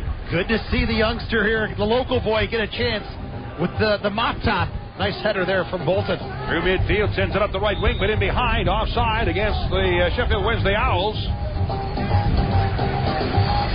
A little bit ahead of the play was McLean. Restart for the Rhinos, their own side of midfield. Again, the Rhinos here in the second half, attacking the net to our left, and Pat Hannigan in goal down to our right. Off on the near wing, taken by Kraft. Sneaks a pass through. Ray Martinez dropping it for Lyons. Goes to the outside and chasing it down is Steele. On the near wing. Cross down on the 6, but booted away by Simic again to the corner. Steele gets to it. Turns into the end line. Comes away. Moves along the end line. Chip for the back post, but nobody's there. That's out and through the far end of the 18. Oh, Steele made a meal out of Lunt there. Move. Beautiful move. Just kind of pushed it, then sprinted around the defender. But the service off the mark there from Johnny Steele. Here, I think, was so surprised at his own great move that beautiful. He booted the ball a long way. All right, far side of the throw it for Sheffield Wednesday. A hit for Burton. as he's challenged. Ball headed away. Settled the feet finally, but no whistle is blown. And Ray Martinez saying what's going on. And now it's pushed up the right side, and ahead with it is Bullen. On the attack in the Rhino territory. Kraft coming back, knocks the ball away, and it's carried away and up the near side by Steele across midfield. In the middle, Lines after it. Sends it through, slots it off on the right side, moving in. Martinez set to turn to his right. Comes away with it, spins back in the middle, drops it off. Lines trying to sneak it through on a left-footed touch, but then it's intercepted and played away and on top. Kramer heads it away at the far end of the 18, rolling to the end line with the left foot, hammered away and out near midfield by Spur. Nodded for by Sanfilippo for Bolton along his own 40. On the near side, Kraft up the left wing, off to Steele. Overlapping. Kraft leaves it. Steele chips it down inside, but then on the fly is grabbed from his own 8-yard line by Adamson. That's a weak ball from Steele. Lyons is wide open in the middle of the field. Let him create. He could be the guy that takes that creative midfield position. The last couple games, he has been extremely impressive. Off the left side lines with a pass ahead for Johnny Steele. In the middle for Bolton, moving forward. Touching it ahead, however, that's in turn intercepted and taken away by Sheffield Wednesday. In the middle, up with it. Whalen slots it up the right side. After it goes McLean. He'll work deep in the right wing corner. Here's a cross down along the 6. Hannigan up. That's punched in the air. Bouncing ball, and Hannigan comes up with a second on the second hop. Bobbles a little bit, comes up with it again. That's just a little inexperience, not a lot of game time for Hannigan there. His timing way off on the ball crossed into the box. But again, this is his opportunity to work on that kind of stuff. Hannigan dribbles it outside of his 18. With the right foot, drives it away downfield. 1-0 lead for Sheffield Wednesday, having scored back in the 10th minute. Line's able to touch it forward, however, right to the Owls and brought away. Bulgaria in the center circle, tipped to the outside on the near wing for McLean, and Bulgaria overlapping. Return pass to Bulgaria up the right side. Cross down in front, headed away by Bonsu. Off in the near corner, and Bulgaria gets to it again. On the near wing, draws it to the end line. Rolls it out top. Right foot a kick, and McLean shanked on it. He just fanned on it, and the ball comes out of the near wing. Right away by Lines with the left foot. Looks like my golf swing. Yeah, McLean had a nice chance in the first half, too, that he made a meal out of there. Martinez grabbed from behind by Lunt and hauled down. Man, nice tackle right there. So the foul is called. Restart for the Rhinos. And Kraft, he's kind of hobbling here. Looks like he's struggling here on the left side of defense. Coach may want to look at another option for the left back. Right away. Cross midfield, long chip up the left wing side, headed in the air and out the near wing, as that'll be out of bounds and a throw in for Sheffield Wednesday. Looks like perhaps coming into the match will be Johan Foley, the French national. Yeah, came over from Southampton last year. He's for the under 21 team. He's probably one of the key players of that team. Comes with a great resume from Southampton.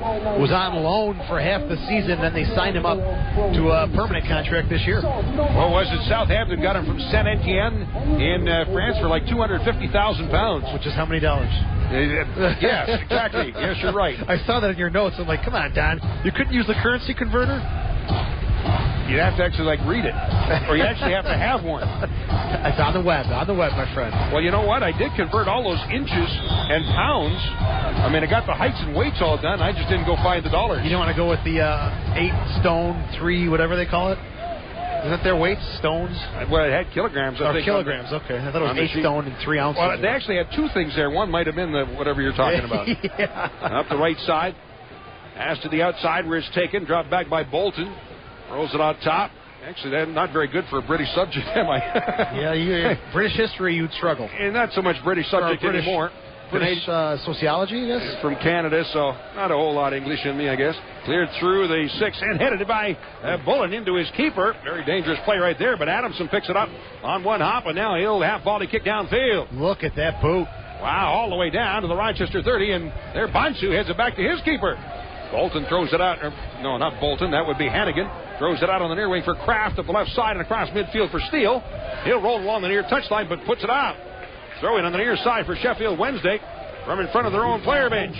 Steele's frustrated. He has had subpar night for his ability. A player of his skill. Not a good night for him. Approaching midfield is Bulgaria. Watched by Martinez. He'll roll it along in the middle, and Whalen will push it to the outside on the near wing. Moving up on the ball is Coughlin. Back in the middle toward the center circle for Whalen. Looking to slot it through to Burton. Bounced away. Bonsu got a foot on it. Bolton tips it ahead for Lines, and the Rhinos carry on. Off the left side is Steele. Sends the ball through. Delicott after it. Trying to win the race. And getting to it. Adamson, the keeper, boots it away. As Delicott almost came up with it. Delicott still down on the pitch. That's brought away Bulgara. He'll slow it up. Takes his time now. Turns and kicks it out of bounds. And Delicott into collision with the keeper. As Adamson also will squat down trying to catch his wind. And they were going for it full bore. Yeah, they were. Delicott was helpless there, though. Just kind of leaning backwards. And the keeper, with his knee up in the air, protecting himself, gets the best of Delicott. Sponsors of these broadcasts tonight include Joma, the official uniform supplier to the Rhinos. Available at Eurotech at the Rochester Sports Garden. By Food Lake, abundance shared. By the Farish Group, relax and enjoy stress-free living in your Farish apartment. See them all at farish.com. And also brought to you by Free Time Magazine, Western New York's art and entertainment guide. Players are up and all right. On the bounds on the far side. It'll be a throw in for Sheffield Wednesday. 1-0 in favor of the Owls. Having scored again back in the 10th minute. Into Rhino territory. Tipped aside, but the Owls again with it. Bulgara, long chip up the right side, and turning back for it goes Kraft, wins the race. He'll then play it back to the end line, and Hannigan with the left foot, all he can do is hammer it up into the stands on the near side. That's poor by Kraft and by Hannigan there. It's a tough ball for the keeper to deal with, and Kraft maybe a little more composure, setting the table nicer for Hannigan, who had just no choice there. Throwing off the right wing side, deep in the corner for the Owls. 57th minute here at Paytech Park. The throw in to the near end of the 6. Bicycle back by Lund, but then it's cleared away by Palguda out to near midfield. Pushed forward by Coughlin. As Palguda up with it from his 20 out on the near side from Lines, and a pass forward to Steele, approaching the midfield line, chased from behind, trying to get away from Lunt. Turns it to the outside again. Aaron Lines on the near wing. Bolton to Kraft in midfield on the near side. Head up the left wing. On the approach, pass ahead, back heel by Lines, but not enough on it, and Bulgara steps in to intercept. Out of midfield, taken by Burton. He'll draw it into the center circle. Lunt up with it, turning back, switching to his right, leaving it off there for Bulgara, who moves across the midfield line out on the far side. Drops it to the outside on the left wing, and Brunt will drop it back. Taken there by Spur. His feed to the center circle for Whalen as he's chased back. Still spinning, looking to get away from Delicott. Now plays it through midfield, and on the left wing side after it goes Bulgara. As he battles Sanfilippo for the ball. Big hopper coming down the far corner of the box. Sanfilippo spins Bulgara around, takes him down, and it'll be a free kick for Sheffield Wednesday around the 20, far corner of the 18. Bulgara just a little tumble there. Sanfilippo, a little dip-de-doo, gets around with the arm. And now a dangerous opportunity. We'll see what Sheffield Wednesday can come up with from the corner of the 18. They've been training all week, and set pieces, I'm sure, have been on the menu. 58th minute here at Paytech. 1-0 lead for Sheffield Wednesday. Rhinos are here next Friday night against the Seattle Sounders. Friday night. That's the next action for the Rhinos. Hope you'll all be out here. And, of course, don't forget about August 2nd against, who is it, New England Revolution, right? 4th round of the U.S. Open Cup. All right, here's the service. Step over on the ball, and now a right-footed roller to the far end of the 18. That one's skipping through over the end line as Brunt couldn't get to it. Ray Martinez, though, broke it up. He broke off the wall there. No one on the weak side of the wall, but Martinez able to lunge forward and break up the ball there. They tried to sneak in behind the Rhinos' defense. Corner kick for Sheffield Wednesday off the left wing side. Left-footed kicker, out-swinging kick. Served out high, moving in underneath it. One-time shot by Whalen, and he puts it high and up over top of the crossbar. That would have been probably one of the nicest goals we've seen in a while. The corner kick from the far side, played to the top of the 18, cracks the right-footed volley over the net, and that would have been great contact by Whalen. Every time I see one of those, I always think of the goal that Billy Sedgwick scored a few years ago. Didn't Howes crack one like that last year, too? He might have.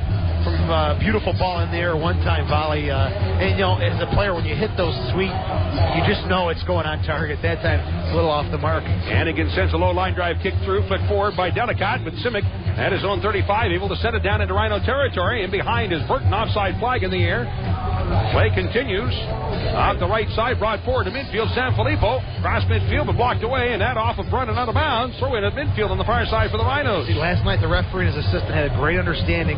Flag went up, he didn't have to call it, and the referee's assistant put the flag down. This time, the referee's assistant waiting way too long. He's not going to call it. Get back into the play, keep the flag down. Throw in again on the far side, taken by Sanfilippo for the Rhinos. Throw in up the far touchline, going to the end line. Kramer, as he is sort of pushed off the ball right there by Spur. Kramer, about half the size of Spur, finally gets an elbow and goes down. And he gets the call against him. Okay, now you're standing behind the guy. Guy comes back with an elbow to your face, basically. How do you get the foul? From being in the way of his elbow? The elbow was a retaliation, if anything, and now they're not going to. They call it a foul. I think Kramer was riding the back a while, and Spurs said, "Okay, that's enough." And for a little touch. 61st minute, and a 1-0 lead for Sheffield Wednesday. Now leading in shots, 8-4 in the match. Ball flighted by Adamson through midfield. Up for it. Bansu heads it in the air. Bolton underneath it for the Rhinos. Flicks it ahead to midfield, but Bulgaria runs over the back of Ray Martinez. Heads the ball forward. And now the whistle is blown on the foul, and some of the Owls arguing with the center ref, Nico Bratsis, about that call. And Foley's been waiting for about 10 minutes to get in. The play's been on the far side. The assistant on the far side just doesn't raise his flag at all. All right, so it is Foley here in the 61st minute. And Lunt is out. Foley, big expectations for him with Wednesday. We'll see what he does at that central midfield position. Center circle, taken by Palguda. Looks away downfield. The referee blows the whistle, and now what's he saying? He's saying, "Oh, do the restart again." It's the third time they'll do the restart. Restart the restart. Restart. You're listening to Rochester Raging Rhinos Soccer, WFKL Fairport. It is Palguda on the right side. Bansu long to the right wing side. Kramer underneath it. Headed in the air. Going to the end line. Kramer. And now he's challenged and sent flying by Coughlin. This time Kramer has been on the pitch a lot here tonight. We'll draw the foul and a restart for the Rhinos at the far end of the 18. Caught it about 8 yards out from the end line. Good opportunity now. The Rhinos, no rhythm really in the second half. Again, a mix and match lineup. Restarts could be the key here for the club. Ball will be placed. Looks like Lyons will take the kick. Left-footed kicker. Should be an in-swinger. Delicott battling for position along the 6. Here's Lyons. Service down, back post side, and it's out over the end line. Martinez tried to dive for the head ball in the lower left corner, but missed, and it's out over the end line, and a goal kick coming up here for Sheffield Wednesday. Again, sponsors of our broadcast include the Distillery. There's always something special brewing at the Distillery. Buy Auto Depot and Auction Direct for your next car. Log on to ActionDirect.com. Also brought to you in part by Clarion Riverside Hotel, across the street from the Rochester Convention Center. Off on the near wing, chip through midfield. Back for it, Bansu able to head it away. And across midfield line, Delicott checking back as it's knocked away from Foley. And still recovered, however, by Sheffield Wednesday. That is turned back. Played all the way back to the keeper by Spur, and there Adamson will first time it away, but shanks it off the outside of his left foot and into the stand, so a throw-in for the Rhinos out near midfield on the far side. Throw-in to be taken by Frankie Sanfilippo. Goes long to the middle for Steele. Underneath it, settles the feet, now chips it up the right side, but it's headed away by Coughlin. Rolling and out of bounds on the far side. Another throw-in for the Rhinos across the way. Just want to see Johnny Steele one time just unleash that powerful left foot. Trying to set the table too nice there. Header along the end line. Ball moving in. Sanfilippo hits the outside of the net. Where a boot came up pretty close to his face there, but no whistle. And the whistle was on him, though. He got a handball called. He came in high with the challenge against him, but he played it with his hand. All right, so a foul is called, and the free kick for Sheffield Wednesday. This is the end of their 3-game preseason trip. They head home tomorrow. And they'll get ready for, I believe it's August 5th opener. Preston North End. I got a couple more games. Middlesbrough also in the mix here before that season opener. Long up the left wing side after it goes Lyons, and he won't get there in time. It rolls out. I thought, not Lyons, but Kraft rather. He's hurting. I thought he'd be pulled out at the half because he was struggling through the first half and hobbling. Watch him grab his right hamstring. It's definitely hampering his efforts. Well, I'm surprised that he was left in at the half. Headed away. Popped up in the air again. Whalen pushing it out on the far side for Spur. As he'll draw it ahead on the left wing side. Martinez on him. He's going to have to go the full 90. There's no more subs on the bench. That's right. They're all used up now. Well, Menyonger was supposed to be available, but I think we're going to be allowed to have 7 subs on the night. Was all. He'd be the 8th. Push to the outside on the near wing.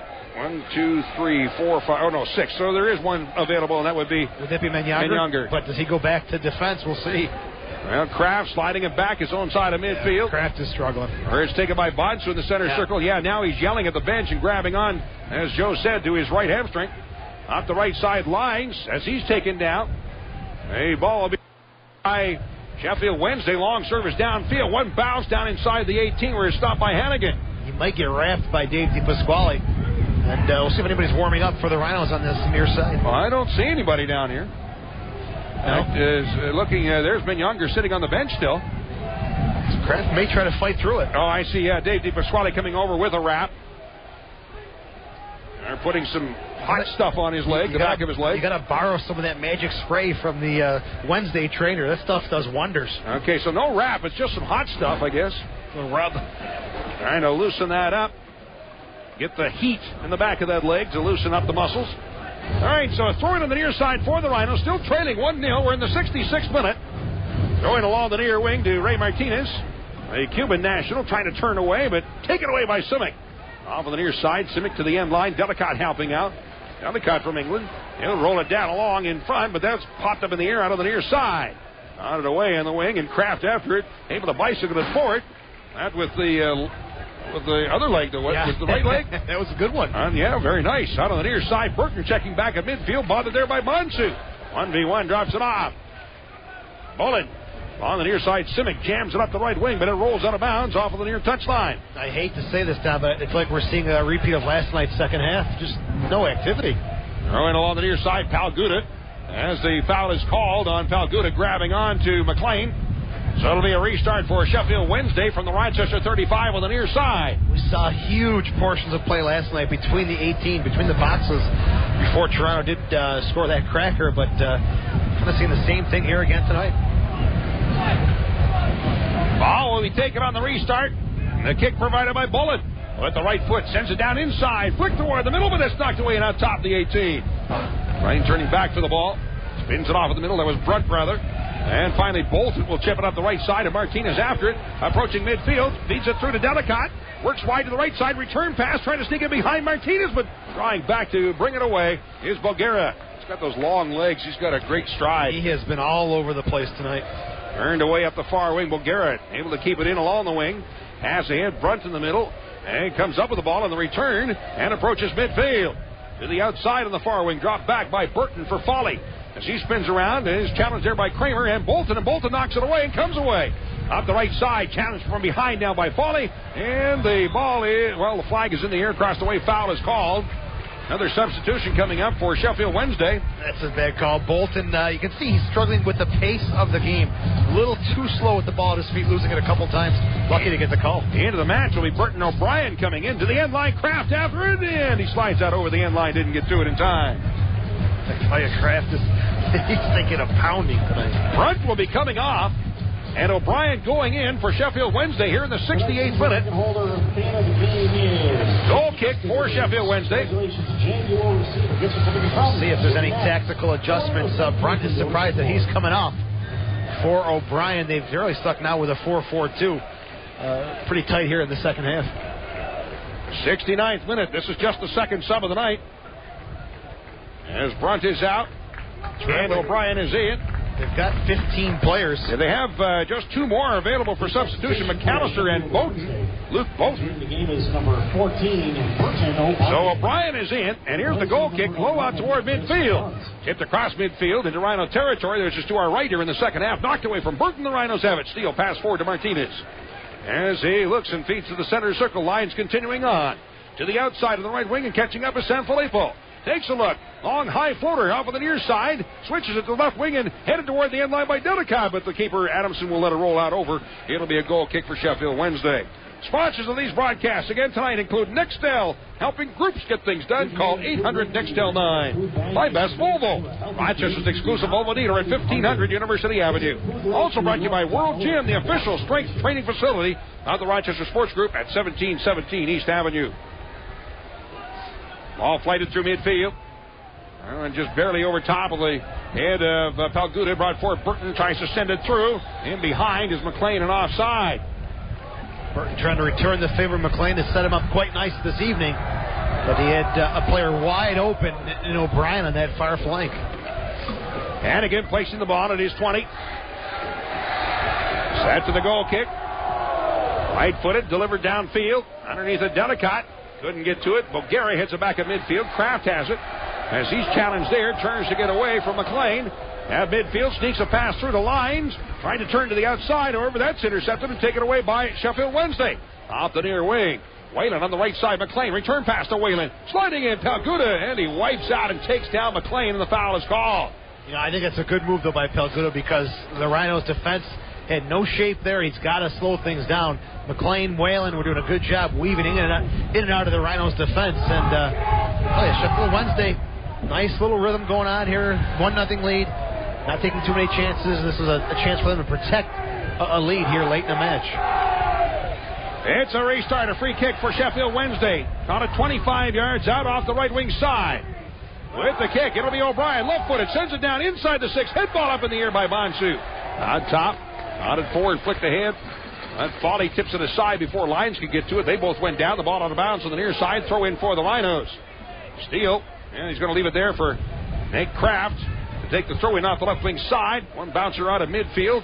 Spinning around is Martinez, dropping it off for Bolton. He'll switch it to the outside of the right wing, and running onto the ball comes Sanfilippo. Cross midfield to the outside. Kramer up the right wing, has it 35 yards out. Past the lines, sneaks it through. Sanfilippo to the end line. Looking for the cross down inside, headed away out over the end line by Coughlin. Nice build-up, but the Rhinos unable to finish. That's the first time in a while we've seen some movement off the ball. And I think it caught Wednesday by surprise as Frankie Sanfilippo made an overlapping run. Quick little 1-2, easily beat the defense. And the Rhinos had themselves a great opportunity. 72nd minute, still a 1-0 lead for Sheffield Wednesday, scoring all the way back in the 10th minute. Corner kick. Left-footed kicker Lines. High in the box. Up in the air they go. Headed away, but down over the end line. I think that was Bolton actually to get the head on it. A couple of good opportunities inside the box with the head. I think he collided with his own player and able to get up off the ground and direct it towards goal. Bolton, who's 5'6", and with the hair, he's 6'7". A lot of hair to work with. Yeah. Not like you and I. More you than me. I love you, you know that. Yeah. Pushed to the outside on the near wing after it, Simic. Chased there by Steele, but Simic sends it through midfield. One-on-one battle, Bolton. As the ball is controlled by McLean, drops it off. Burton up the right side to the end line and unable to get to it in time is Bullen, so it'll be a goal kick once again for the Rhinos. 73rd minute, Sheffield Wednesday leading 1-0.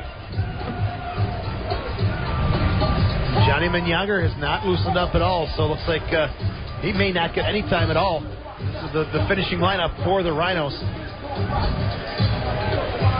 All plays to the 6. Hannigan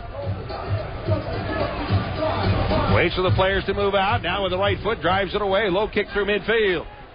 Off on the near side, up they go. Bulgaria headed back across midfield into Rhino territory. Palagilda will steer it on the outside on the near wing lines across midfield. Bolton drops it off, nowhere to go, so drops it back to Hannigan. From his 20.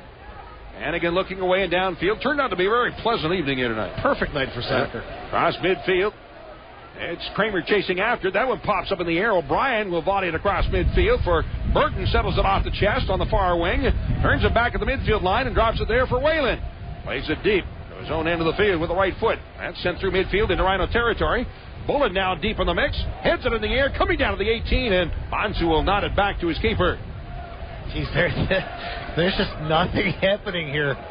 The Rhinos attack occasionally. Sheffield Wednesday takes their time, and they've got the 1-0 lead. They've had a long, hard training camp. The Rhinos played last night. I think you're seeing the effects of two tired teams.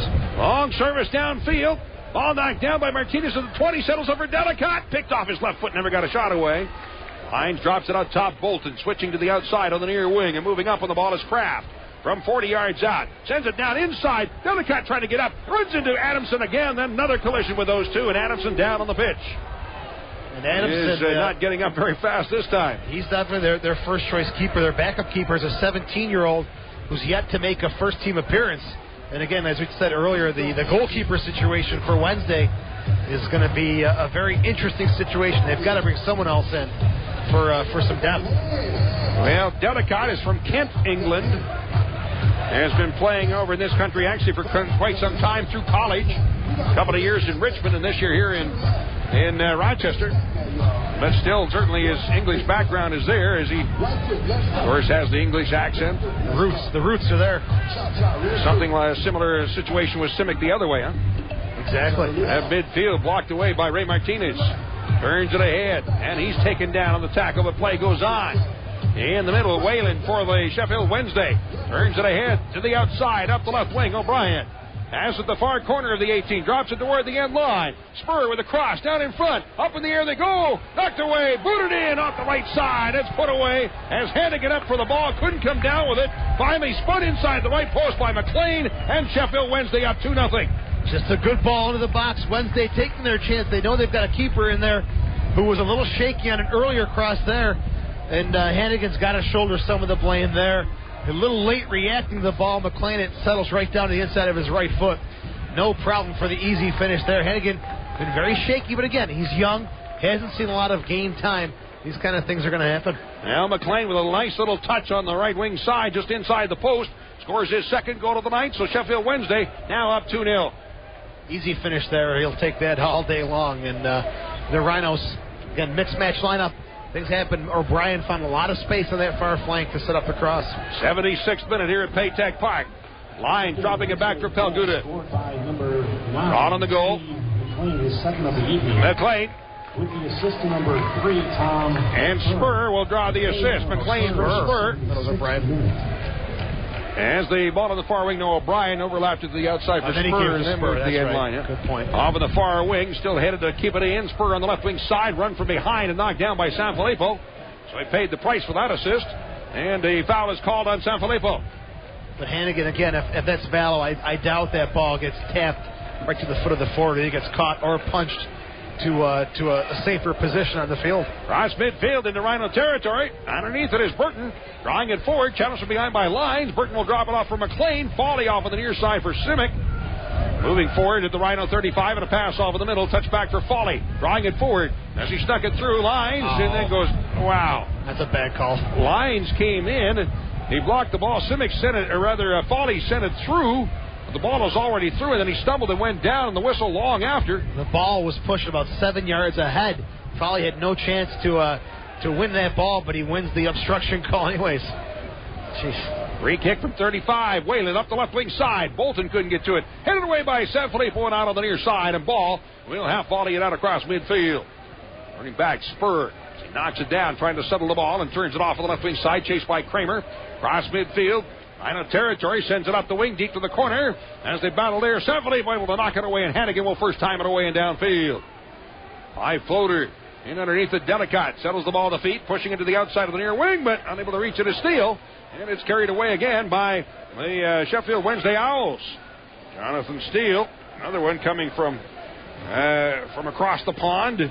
Ireland. Steele from Larne, Northern Ireland. And behind is McLean offside this time. And that second goal by Sheffield Wednesday, very typical for them. They love to play on the flanks, overlapping run, ball whipped into the box, and McLean makes Hannigan pay for his mistake. Steele grabbed onto by Simic and hauled down. Wow, there's a pretty good tackle right there. Steele spun away from him, and he was gone to the races, but he'll draw a yellow card for that one, I think. The referee looking for the card. Finally finds it. Simic, on his homecoming to the States, picks up the yellow. 79th minute. Well, unfortunately, only 62-89 in attendance tonight. I thought we'd see a much, much larger crowd with a quality opponent from England. I guess probably the rain didn't help earlier. And back-to-back games last night to here against Toronto. And you wonder about how many games in the month of July. All games at home in July. 6 league games, Open Cup, this friendly. It's been packed. It's been loaded. A lot of games in 4 weeks, so maybe it's cut down a little bit on the crowds. Yeah, I'm tired of seeing you. Yeah, no kidding. At midfield, McLean spinning around, has 2 goals in the game. His pass over picked off by Delicate. Moving ahead, Martinez. Delicate turns to his right, trying to slot it through. Can't find any room as the door closes. Now spins it to the outside. Lyons up the left wing. Flip-footed kick right into the hands of Adamson. So Lyons got the shot away, but Adamson had the angle all set. McLean may have 2 goals tonight, but what a horrendous giveaway. Even 2v2 with Delicate and Martinez against the Sheffield defense. And then Lyons took the shot, Right at the keeper. And that's about the best opportunity the Rhinos have had all night, isn't it? Without a doubt. So it still remains 2-0 in favor of Sheffield Wednesday, and the Owls leading in shots 9-5. Turn back toward the middle and out top. Sheffield Wednesday to the outside, up the right wing, brought forward by Bullen. As he's down to the Rochester 20, turning back in the middle. That's knocked away, but still controlled, and Whalen will switch to the left wing side. In underneath it, however, winning the race. Oh, sent flying is Sam Filippo. In a collision, they both go down with Spur, is it? I think it was Spur, and Sam Filippo's up, and he bounces away and is all right. That's a bad challenge there. Man, that's got to be a card. Just about had legs ripped out of their sockets on that one from both parts. Here's Martinez, tips it down, ahead of the 20, blocked aside by Delicott, and he goes down, but play goes on. He was looking for one there. Right away by Sheffield Wednesday. And along his 35 in the middle, Foley will drop it back for Simic. We're in the 81st minute now at Paytech, and a 2-0 lead for the Owls. Tipped ahead, Burton for Whalen. Looks to the left wing and goes ahead up the far wing for O'Brien. Chasing it down to the far end of the 18, down to the 10. Here's a cross along the 6, out the near side, no help there, and it'll roll through the 18 off of the near corner. Hannigan gets to it. Pass ahead up the left wing side, brought forward by Steele. He'll feed it off into the middle for Aaron Lines. Gives it to Bolton, who moves forward from his 35 and goes long to the right wing, and after it, here's Kramer on his horse along the far side. Cross down through the 18 on the near side. Steele after it to the end line, but Simic gets to it, and he'll pop it up in the air and off on the near side, puts it into the stands. That was a nice ball from Josh Bolton, long over the defense to Danny Kramer. The service there, just no one on the end of it for the Rhinos. Throw in on the near side, Kraft, pass in the middle, taken by Lines as he's challenged right away, but still has it. Lines drops it out top. Bolton with the right foot, turns to his left. Now the left foot cracks it in and puts it 3 feet wide left of the left post. Down over the end line and creates the goal kick once again for the Sheffield Wednesday Owls. Sponsors again tonight includes Weigel's, the official hot dog at Paytech Park.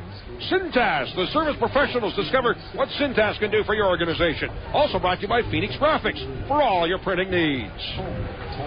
Good moves there by Josh Bolton. A nice cutback move to find himself some space. Gets it on the left, but he prefers the right, but still some nice pace with the left-footed shot. Kraft with the throw-in. Palguda right back to Kraft. Return pass to Palguda, turning back at his 25. Now the 83rd minute here at Paytech. And the Rhinos trailing 2-0. Up the right side, it's brought forward by Bonsu, approaching midfield. Turns it to the outside for Sanfilippo. Back in the middle, Bonsu. In the center circle for Bolton. Trying to draw it forward, watched by Foley. Pass out of the near wing and Kraft across the midfield line. 1v1 with Bullen. Drops it off at midfield. Bolton with a pass ahead for Lines. Turning back to the ball at midfield. Chased by Foley once again. And feed up the left wing side. Steele dummies it through, but nobody helping out on the other end as it rolls out over the touchline. I think Steele tried to dummy it through to himself, but it got caught in his feet. Too much pace in the ball there. Nothing happening. All right, got Half Pint coming into the game. That's what they call him, is Sean McAllister. They list his nickname as Half Pint. And Buchera coming up. I think he's been one of the better players for Wednesday. He's been solid defensively. Led to that first goal on a hard challenge in the Rhinos box. So that's the third sub for Sheffield Wednesday. The only player still available for substitution tonight, Luke Bolton. Cleared away by Hannigan out of the far wing, and Kraft to make that. Kramer tried to steer it ahead, but that's picked up in behind, offside flag against Sheffield Wednesday, and a restart for the Rhinos. Again, it's the 84th minute now. It's in an awful hurry to get to that locker room. Right forward by Bolton. Approaching the midfield line.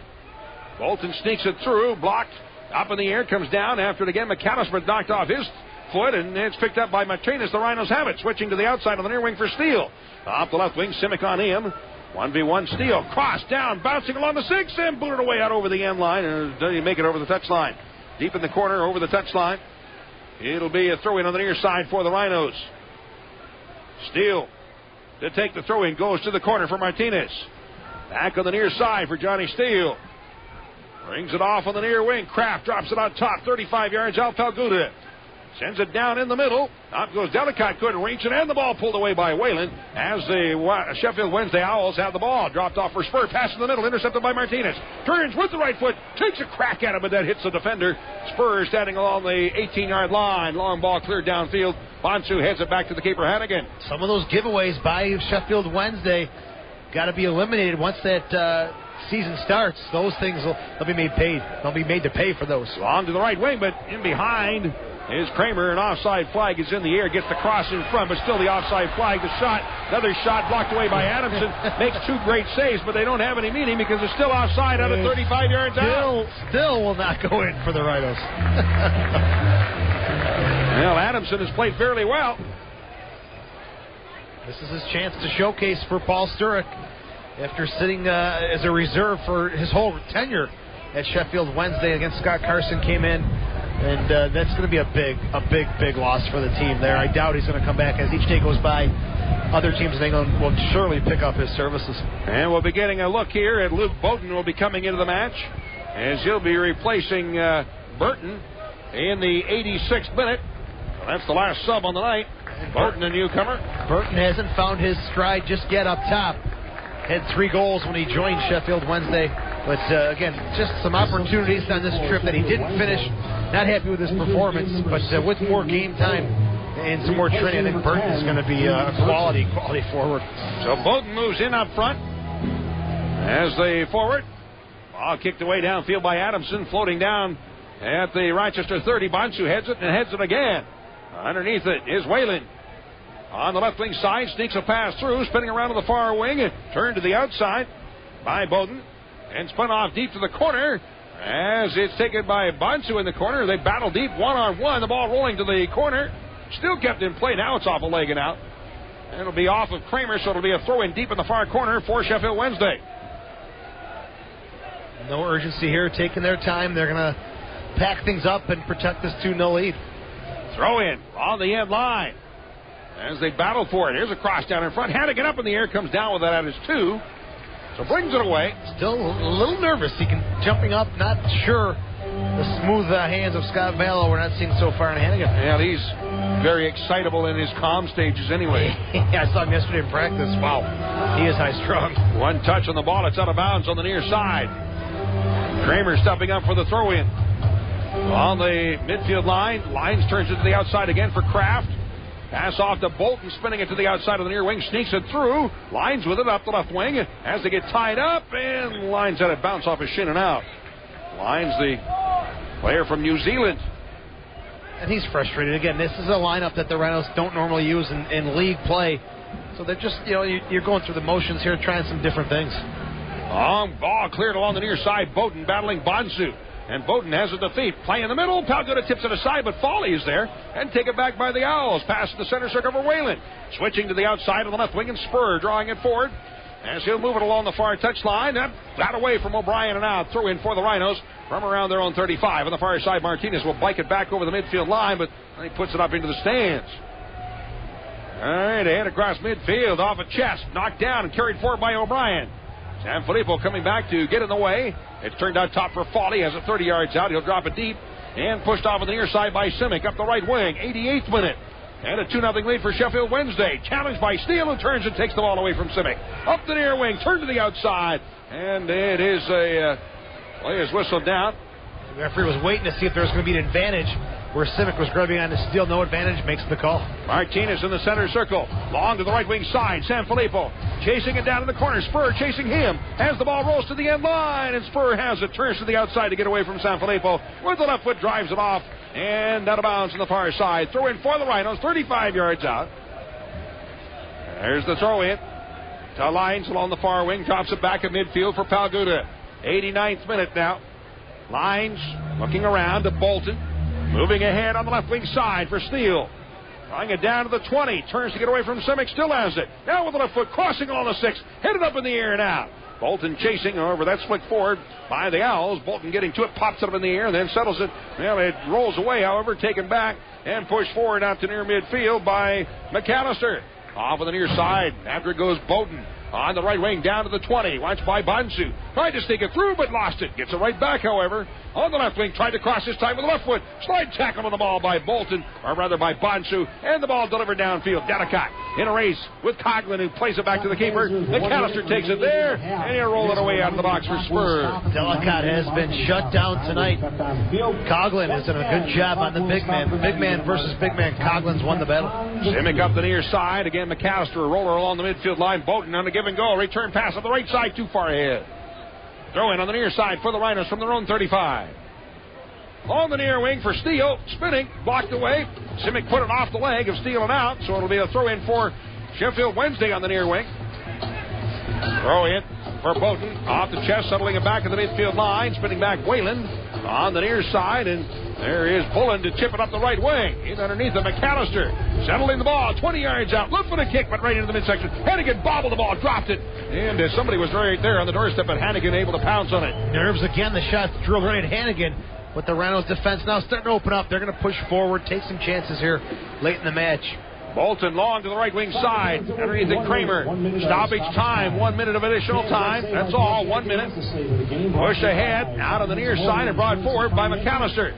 Turned back in the center circle by Steele. Rolls into the outside of the left wing for Spur. He'll draw it forward up the left wing side and roll her across midfield into Rhino territory. Dropped off for Foley. It turns, looks around, still has the ball, spins it to the outside. Spur on the left wing. Roller across midfield. Bonsu checking back. Able to get it away from Bowden, and the ball dropped down to the Rochester 35, where it's taken by Talguda. Chips it through midfield. Dedicott able to nod it to the outside for Kramer. Up the right wing. Kramer's pass ahead. Trying to sneak in behind was Lines, but couldn't do it. And it's pushed on the outside again. Martinez up the right wing. 20 yards out. Switch back to his left. Carries it along the 22. Working down to the 18. Far into the box. Draws it to the end line. Looking for the cross, but is blocked up in the air out over the end line by Spur. So a corner kick for the Rhinos. Oh, yeah, Sheffield Wednesday, they don't open up the space. They're very compact. Exciting game here tonight at Big Tech Park. Excuse me. That wasn't a yawn, was it, Joe? Sneeze. Okay, long service in the box. Down in front, hit ball comes out the near side. That's played away and out top. Kraft takes it with the left foot. Cracks it in up over top of the net. And so the whistle blows, and that is it here tonight at Paytech Park. All right, so the international game tonight with Sheffield Wednesday is history, and the Rhinos come out on the short end of a 2-0 score. That's the final of Paytech Park. Again, Sheffield Wednesday 2 and the Rochester Rhinos 0. And this is the Rhinos Broadcast Network. Well, tonight at Paytech Park, the Rhinos come out on the short end of a 2-0 score against Sheffield Wednesday out of the English Championship League. Fans, make sure you check your Messenger Post this coming week to see if you were selected as the Messenger Post fan of the game. Someone of the game might have taken your picture. Winners will receive prizes from the Rhinos and the Messenger Post. So tonight here at Paytech Park, Sheffield Wednesday completes their preseason conditioning stint in the U.S. And with a 2-0 victory, their only win on the trip. They actually ended up with a win and 2 ties on this trip here to the U.S. Let's check out what happened in the game. The first and a goal coming in the 10th minute, way back when, as the goal was scored by McLean. The assist to Bulgara. Again, the 10th minute. This turns out to be the first goal and the game-winning goal. Long ball in once again is headed away, and the shot taken by Bulgara. At the 18th, Tater slides in, knocked away from him. There's a shot. McLean, he scores. He picks the upper right corner. McLean came out and came up with the ball. He chipped it over top of Ballo. Upper right corner. He nailed it by about a foot inside, and a 1-0 lead for Wednesday. So that was the 10th minute. McLean scores, and Bulgara assisting, and Sheffield Wednesday taking a 1-0 lead. That was it for the first half. The next goal didn't come until the 76th minute. And once again, it was McLean, an easy touch inside the right post after a service from Spur. So McLean gets the goal. Spur gets the assist. And that's the second goal of the night. That's the way it ended up, 2-0 in favor of Sheffield Wednesday. Stats on the night, they turned the clock off. Just going to look at the stats. Well, let's see. I have unofficially 10-5 the shots in favor of Sheffield Wednesday. Corner kicks 5 for Rochester and 2 for Sheffield Wednesday. Offsides, 5 against the Owls and 2 against the Rhinos. So there's your unofficial stats on the night. And DeVallo gave up 1 goal in the first half. Hannigan gave up 1 goal in the second half. So there's your stats tonight on this game here at Paytech Park. All right, tonight's Pellegrino's sub of the game tonight. You know, I'm going to stay loyal to Rochester and to Penfield's Josh Bolton. I thought he did a good job coming off the bench, and good to see him get some time tonight for the Rhinos. He actually had 2 chances, a couple of hit balls. Yeah. And as the game went on, got more confident with the ball at his feet. Had a beautiful service to Kramer on the far side. And great shot. I like Bolton coming off the bench. Good job for the young guy coming in tonight. All right, that's the Pellegrino's sub of the game tonight. The Power Trip player of the game. I'm going to go with Sheffield Wednesday's Bulgara. I thought he was a rock defensively. Also led to that first goal. 50-50 challenge with Taylor inside the box. The big man easily won that. leading to McLean's first goal. I thought Bugera was solid tonight. Well, I agree with you. I'm impressed with him. He's a big man. He's got great control. Got good feet. He's got good speed. He's got a long stride. Seems to have a little bit of everything he needs. Solid man to have in the middle of the park. Sturrock's got to be happy with his performance tonight. Well, the Rhinos, I think we're looking for this weekend to be a little better than it turned out. Last night against Toronto, ending up in a one-goal tie, and I think they wanted to put on a real good showing here tonight. I can't say that the Rhinos really looked that impressive here tonight. And again, a lot of it goes to the lineup. The players who are out there are some guys who haven't seen a lot of match action this year. So it was a mix and match situation. It was a very lackluster performance. There was no rhythm by the Rhinos, but again, don't look too deep into it. It was a friendly. Some guys got a chance to play tonight, and that's really about it. Well, certainly, that's the opportunity for those guys that haven't played much, and it's going to take, especially when you're building from youth, as the Rhinos are doing this year, starting to build from, once again, after all of the old guys that were around for so many years, now putting together some younger players. It's going to take them time to get into the mix. And it's so important to give those guys match opportunities. A lot of young players can only train so much during the week, but if they don't get that game action, their development really is hurt. But it's good to see them get some actual game experience. Rhinos are here next Friday night. Next Friday night, the Rhinos will be hosting the Seattle Sounders, and that'll be a big game for us, and we certainly hope that you'll be here. Do want to pass along a special thank you tonight to back at the studio. Our engineer has been with us for a couple of years now, Sam Schreier. He's leaving, moving out of town, and sorry to see Sam go, and thanks so much for all of the great work you've done over the years, Sammy, and best of luck in your new job. We wish you well, pal. So he's gone. We'll have a new producer back at the studio coming up, and hopefully just as good as Sam. I'm sure they will be. Well, hopefully a lot better than Sam. Well, that's not much to be much, but I'm just kidding, Sam. I'll deal with you on the post-game show tonight. We can't let it go without a final shot, right? Of course not. All right. Now, coming up next, post-game show, as Joe will continue. What's happening? Soccer Sam will be joining us. Take your calls. We'll look at the USL out-of-town scoreboard. 3 matches in the league tonight. And we'll take a look at that. And, of course, take your calls, 222-9393. All right, that wraps up our play-by-play broadcast part of tonight's action. From Paytech Park, I'm Don Stevens. And thanks, of course, to Joe Giuliano, as usual, for his able assistance here tonight. That'll send the final score tonight from Paytech Park was the Sheffield Wednesday Owls 2 and the Rochester Raging Rhinos 0. This is the Rhinos Broadcast Network.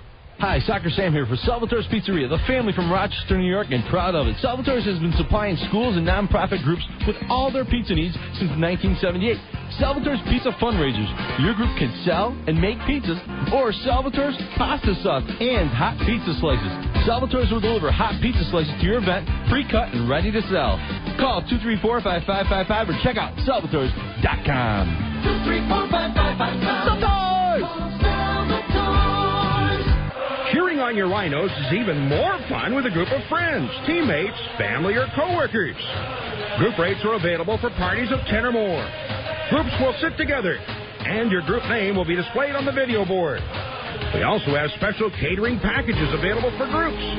If you're interested in booking a group outing, call to the Rhinos post-game show. If you're just tuning in or if you couldn't make it to the match tonight, the final score is Sheffield Wednesday 2, the Rochester Raging Rhinos 0.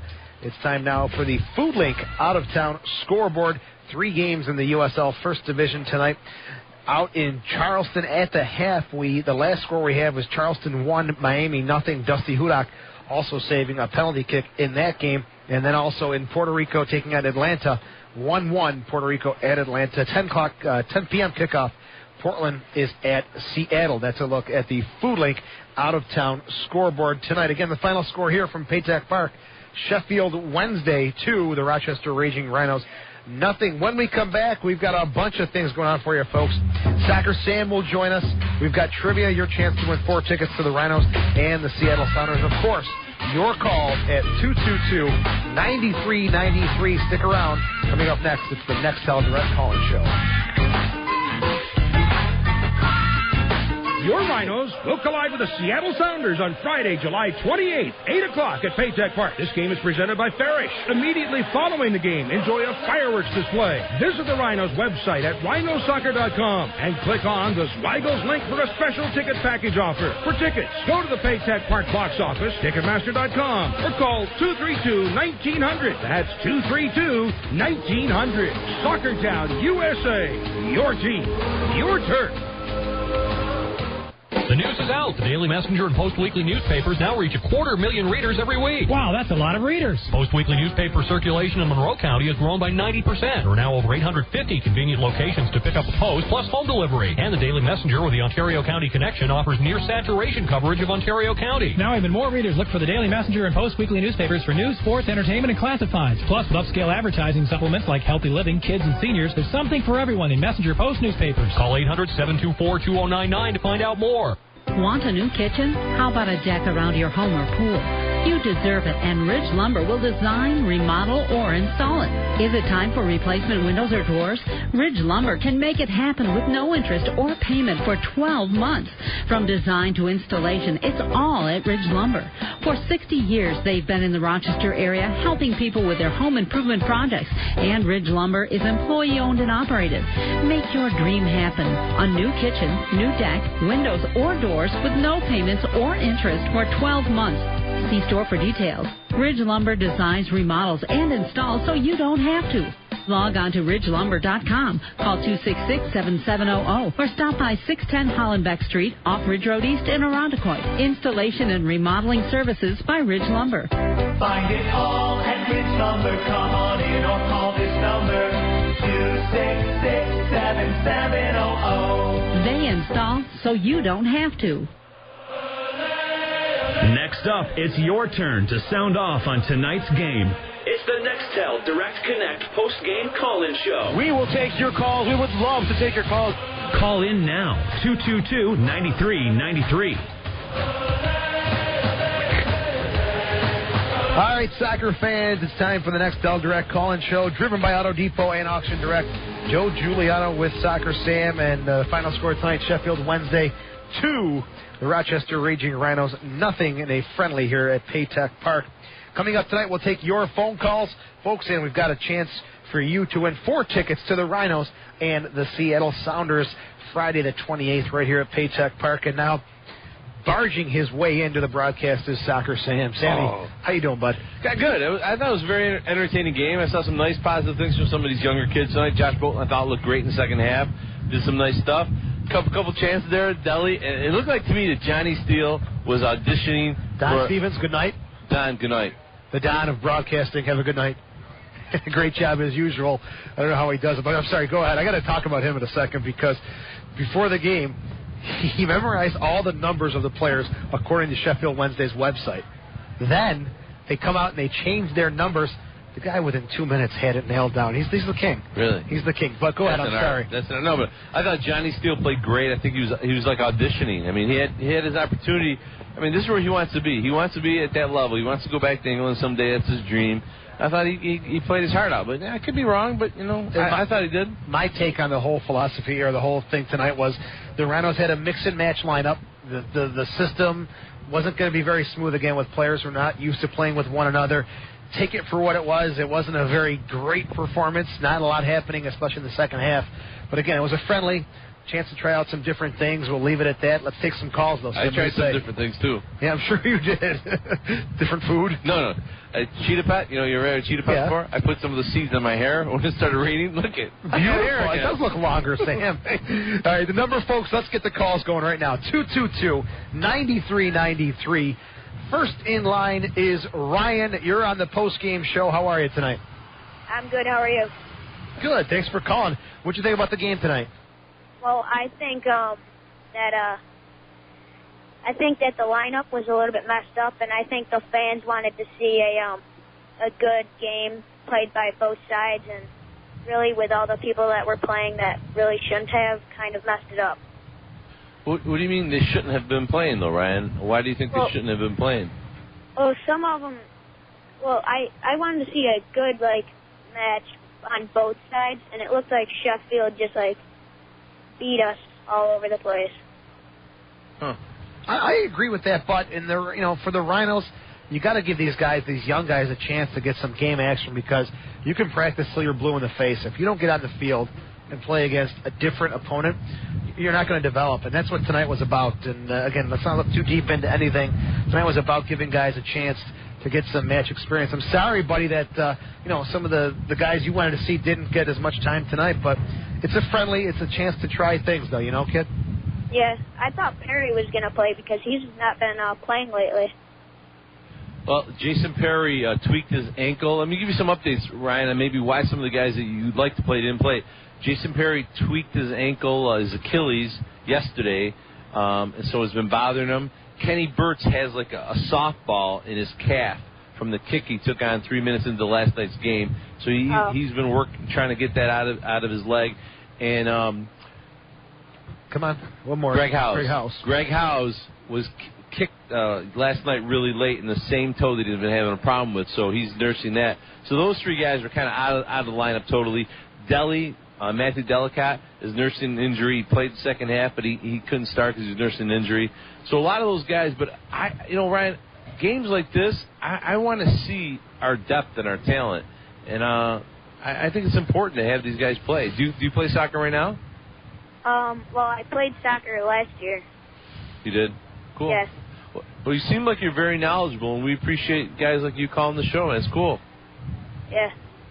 Well, thank you. Hi, Ryan. Thanks for the call tonight on the post-game show. The number again is 222-9393. Caller number 2. Iggy, welcome to the show. How are you tonight? Iggy, you're with us. Okay, Sam, Iggy's not there anymore, buddy. I'm sorry. I'll pretend I'm Iggy. Iggy, you want to call back? The number is 222-9393. I believe John was next in line. John, you're on the post-game show. Your thoughts on tonight's game? Yeah, the first thing is I wanted to agree with you guys last night when you were mentioning that I think Callaway has to settle with a lineup and stick with him. The good or the bad, just stick with him. When you do that, you instill such great confidence in those kids, and I think it's a necessary thing that he has to do. Secondly, center midfield has been a big problem for these guys, and I like Drambowski. Yesterday watching him play and watching him today, he changed the point of attack just unbelievable each time. And I thought he's about the only one that has done it right now. He opened up such tremendous space for the team. But and I agreed with you with that. I thought Steele played an outstanding game. They lack somebody that is going to get those guys the ball. Both Ball and Steele made some outstanding runs from their reverse side, and nobody picked them up. But after just watching them from beginning to end, their passes are starting to connect. For what they have on the field, I think they're doing a terrific job. I thought Bonsu was tremendous in the back today. He was just wonderful. I agree. Bonsu, I think, is definitely more of a central defender, but he's also good at the defensive midfield position, where Dombrowski was actually starting tonight. And last night, too, he showed a lot of confidence for a newcomer, and he did a good job. I think he could be, you know what, at this point, give him a shot at that creative midfield position. See what happens. I like his touch on the ball. I like his vision. Yeah. One last thing. I love when they play three in the back, because when you have numbers at midfield, they just seem to dominate so much better. And, the kids run. They get up and down the field. And, you can't fault them that way. It's just, I think they get real emotional. They get a little tired. Yesterday at the 35-minute mark, I felt that they died a little bit, and they really didn't have it. I just think it's so draining for them not knowing exactly where they are. And I think Laurie has to really tell them, hey, you're the man, you're the man, you're the man. We're going to stay with you. And I think, that confidence is such a big thing. I agree, John. Good call. Anything else before I let you go tonight? No. You guys do a great job. Thank you. We appreciate the compliment. We have a lot of fun up here and a lot of laughs. But, I think it's tough to go with a consistent lineup. I don't remember saying that last night, but maybe I did. We have to go with a consistent 11. In this league, Sammy, you can't. You just can't. Too many games, back-to-back. And, I agree with that. There's times where you're going to have to pull somebody out, but to let somebody know that you're one of the men, you're a starter, I think is really, really important because it gives them such confidence. Martinez, I thought, was terrific up front. I've always felt that with his quickness and his skill, he's a striker. He's not an outside midfielder. And I'm really not a Delicate fan. I'm not a big target man sort of fan. I like to see quickness up front. And I don't care who you put it, but I think Martinez and not Becky. There's a Dozian. No, not Becky. No, the other guy there. Conley Dozian. Yes, I thought those two guys. I mean, they have such great speed and skill, and John, thank you so much for the comment. Appreciate it. All right, the number here again is 222-9393. It's the Nextel Direct call-in show. Iggy is back on the line. Soccer Sam. Iggy, Soccer Sam hung up on you. I apologize. Sorry about that, Iggy. Gary couldn't make it tonight, but I just wanted from him to say hi to Jeff, all right?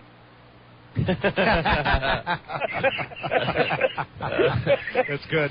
That's real good. We had fun with that last night. We did. Jeff's doing okay. He's got a brother, Jeff, so maybe that's what he was thinking of. Okay, tell him no problem on that. He loves you like a brother, Jeff. All right, we'll let it go at that. No problem at all. What'd you think tonight, Iggy? I like seeing all the talent that we have. It's amazing. We put almost 2 lineups out there. And, we've got a good team. I think it's a two-edged sword, though. Part of the problem with having so much depth is that we're not getting a consistent starting lineup, and that's what we always had in the past. I mean, as Rhino fans, we always expected, our steam camps, our all-nuts, our Bielos, our Martin Nash, and now, we're wondering, okay, it's like a revolving door, and even though the talent doesn't drop, it kind of hurts you in a way because you don't have that chemistry, that consistency. You can see, we have good players, but they're not playing like a team yet, You know what, though, Sam and Iggy, I think the team is rebuilding. We got to know the Millers and the Steenkamps and the other Demons so well, who are the anchors of this team, but it didn't happen in 1 year. This is a rebuilding process, new stadium, a new coach. It's not going to happen overnight, and we don't have those guys yet. Maybe in a year or two we will have those anchors like we talked about with the Steenkamps. They were here for 10 years. These guys we got to move on and start to go in a different direction, and this is part of the pain, I think, that you see when you make changes. Yeah, I agree. And as far as rebuilding years go, this is a pretty good one. We have a good chance to win it all, and I like what I see out there. As far as tonight's game went, I think that Sheffield capitalized a little more on their. They didn't have that many opportunities, but they did well on what they had. They had that one shot that went off the post, the header. But it was nice to see them instead of a team from the MLS that's going to sit all their starters, Good point. Yeah, these guys are trying. They're looking for starting positions here. If you had to pick a player of the game, Iggy, who would it be for the Rhinos? Oh, boy. I'm kind of biased. I guess it was me seeing Josh Bolton out there was something that I had been waiting for a while because he's got the tools necessary for to be that strong center midfielder that we need.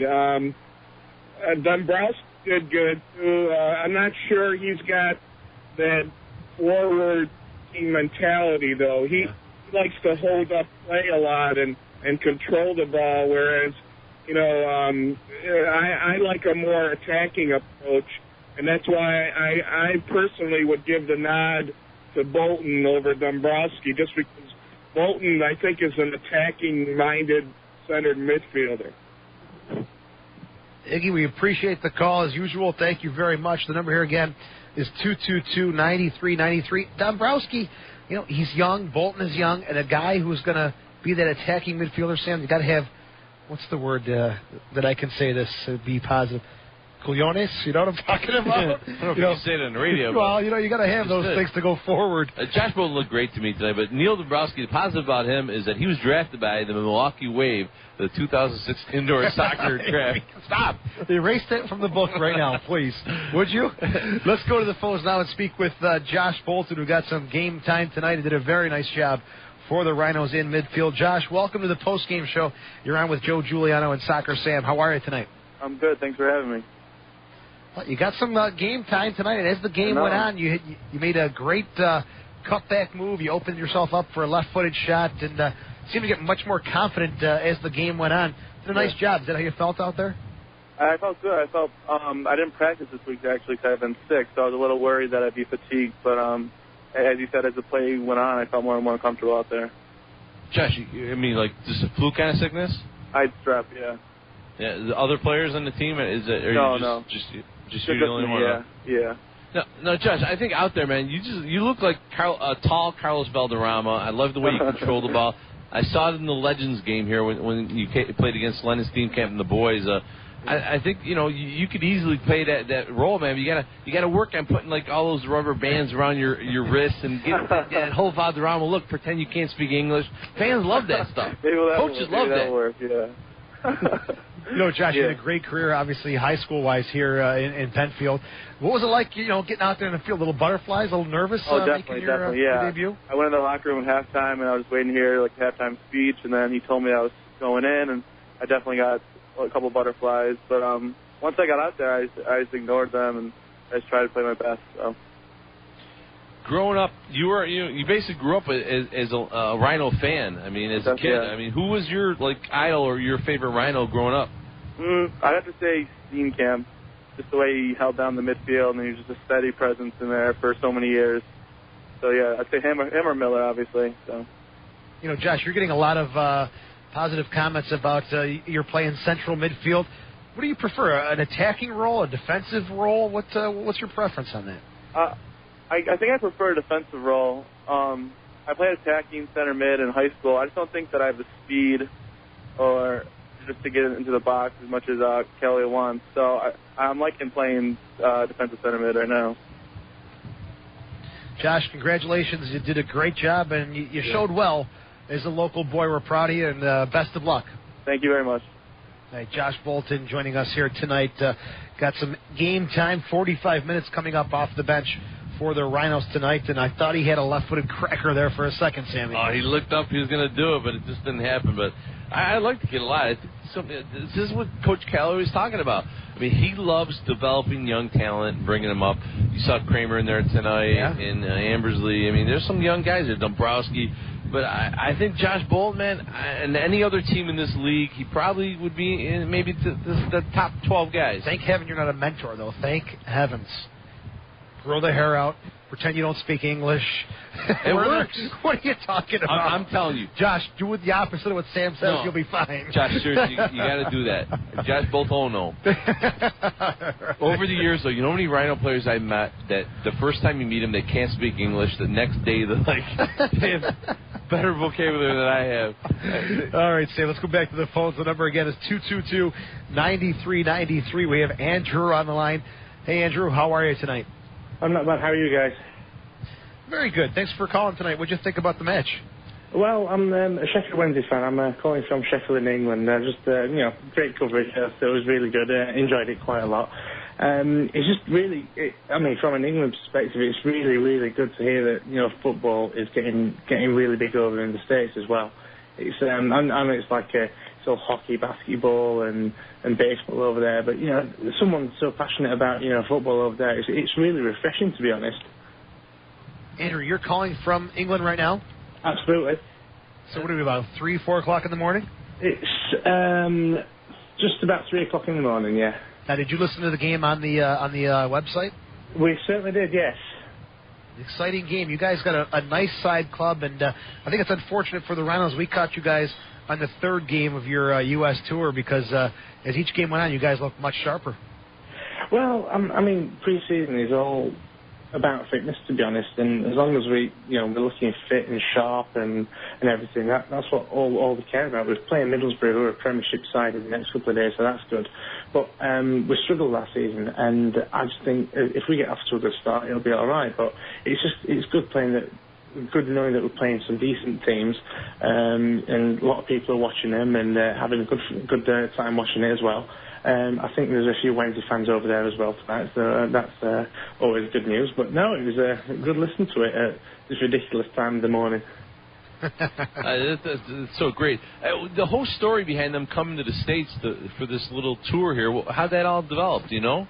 I don't, to be honest. I mean, I actually run a website. I'm an editor of a Wednesday website, and I interview all the players, but I don't know much about it, to be honest. And I just saw on the official website that they're going to the US, so I don't know who's funded it, because Wednesday aren't exactly the most richest club in the world.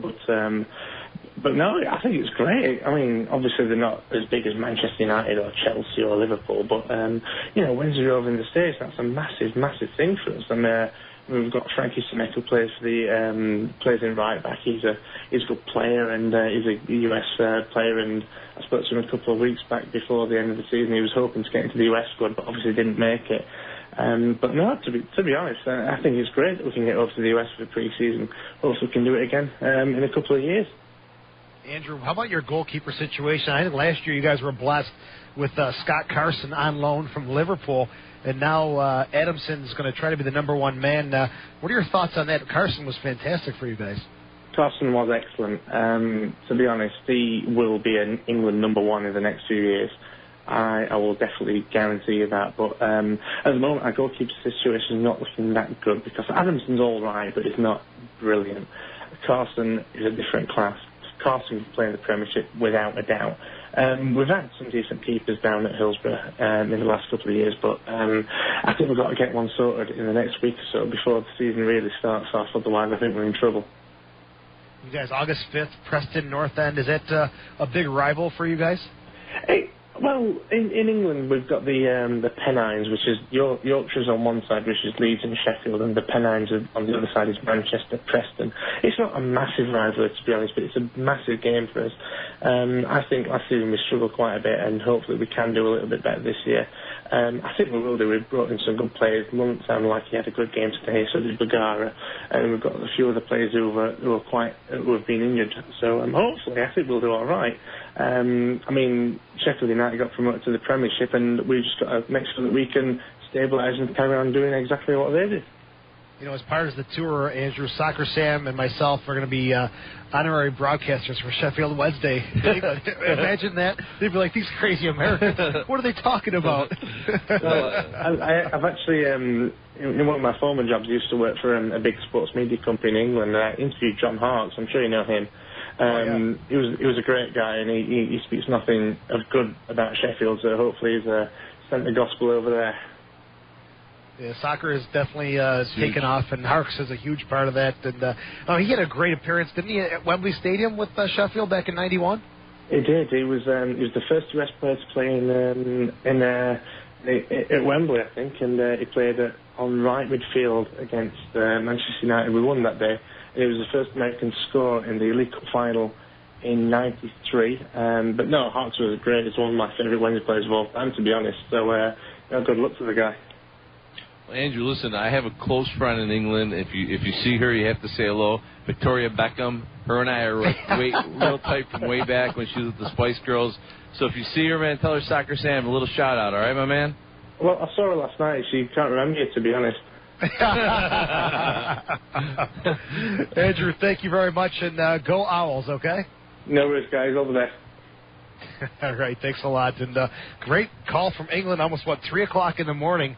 That's wonderful stuff. The number here again, 222-9393. Thank you to Andrew calling from the UK, a huge supporter of the Owls from Sheffield Wednesday. Back to the phones, and let's go to talk to, who is this? Cody, you're on the post-game show. How are you? Good, how are you?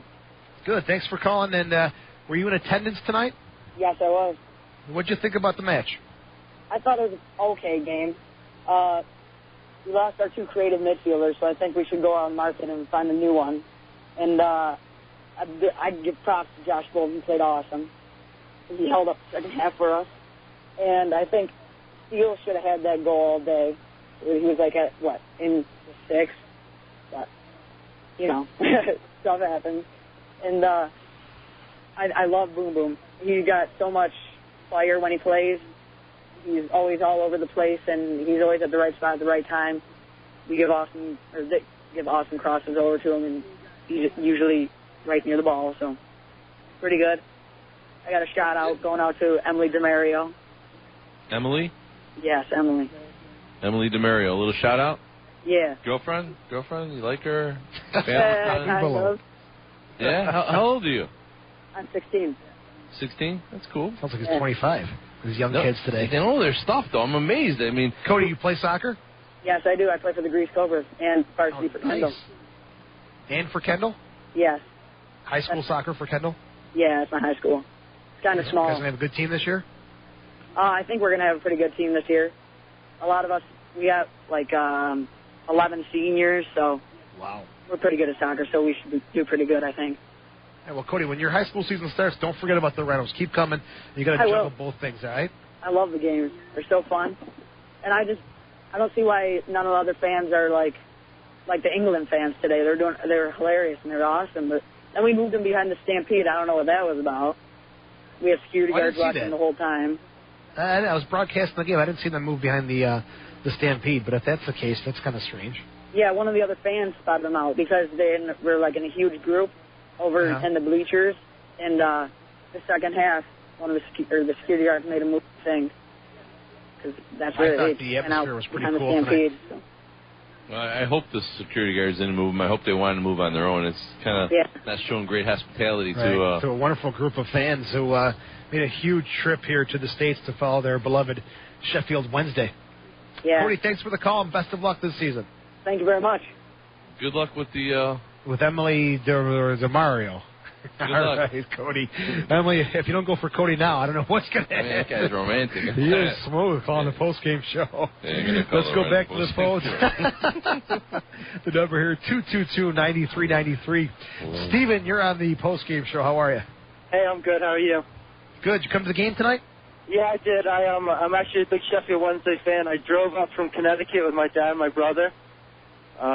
Really exciting game, I thought. Not to interrupt you, but I was talking at halftime to a guy sitting just below us in the broadcast location, and from Detroit. Drove from Detroit to here today for the game, driving back tonight. But you're from Connecticut. How'd you become a Sheffield Wednesday fan? Well, my parents are English. My whole family's from England. So when I was about 12 years ago, we used to live over in Sheffield, and obviously had to pick Sheffield Wednesday over United. So I followed them ever since. That's any chance you think in Connecticut that pro soccer would work?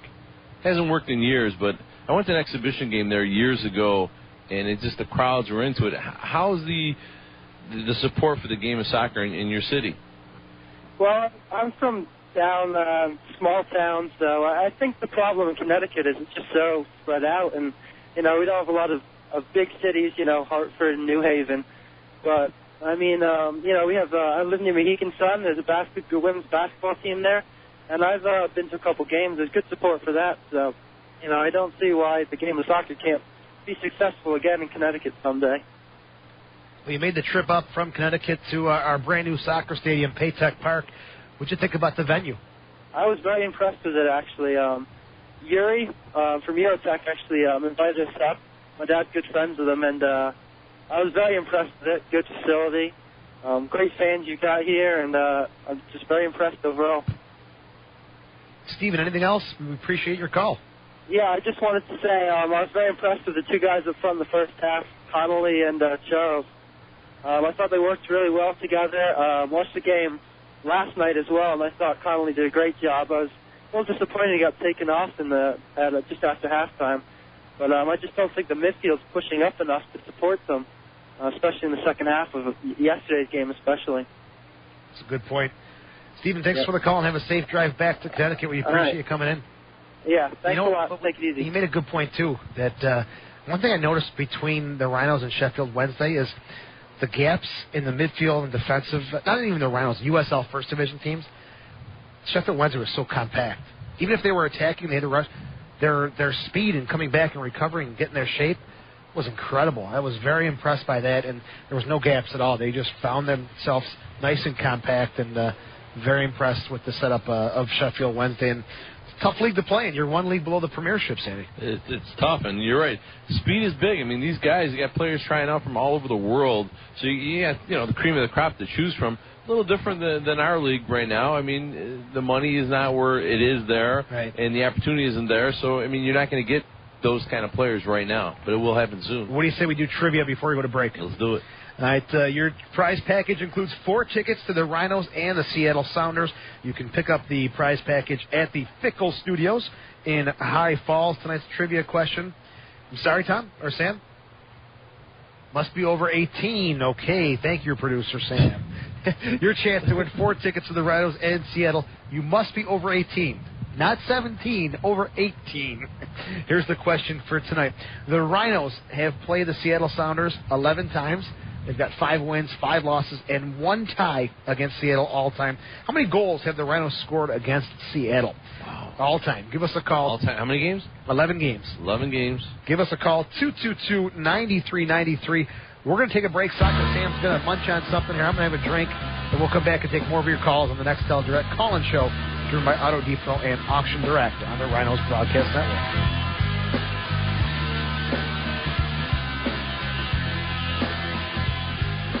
Hot dogs. No one makes them better than Zweigles. Hot dogs. Hometown favorites from Zweigles. The flavor is right. In every bite. Cover them with lots of everything nice. Everything you like. Come on, taste one. No one makes a hot dog like Zweigles. 'Cause how we make them makes them great.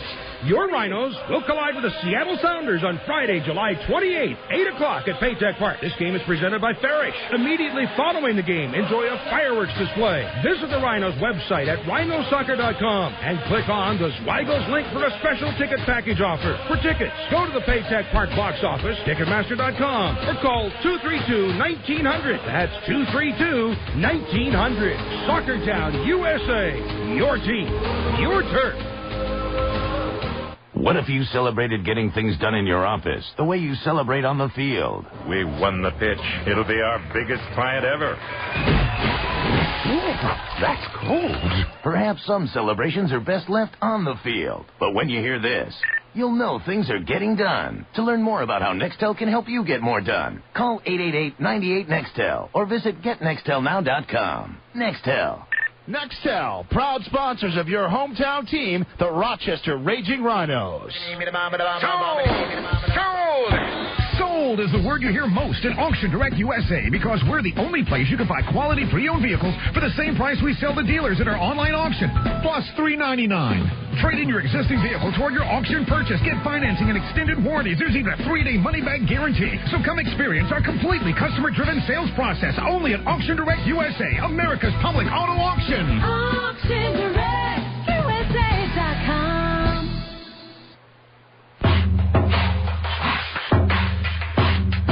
And now back to the Rhinos. Fickle 93.3 FM. Joe Giuliano, Soccer Sam. The last 2 souls around here at Paytech. The Rhinos taking on Sheffield Wednesday this evening. 2-0 victory for the Owls over the Rochester Raging Rhinos. This is the Nextel Direct call-in show driven by Auto Depot and Auction Direct.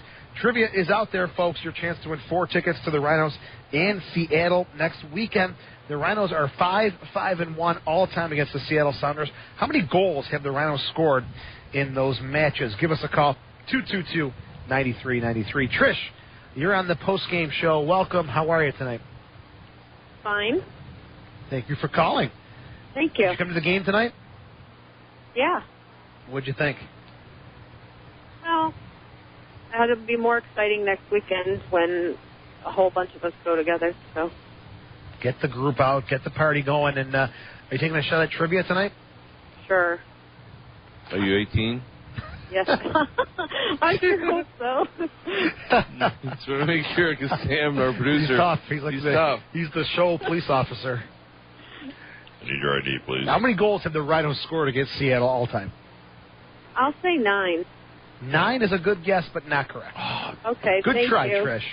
Thanks for calling. The number here again, 222-9393. Your chance to win 4 free tickets against the Seattle Sounders next week right here at Paytech Park. Let's go back. Excuse me? Talking to myself. The number 222-9393. Voices in my head. Let's go back to the phone. Brian, you're on the postgame show. How are you, buddy? Yeah, how you guys doing?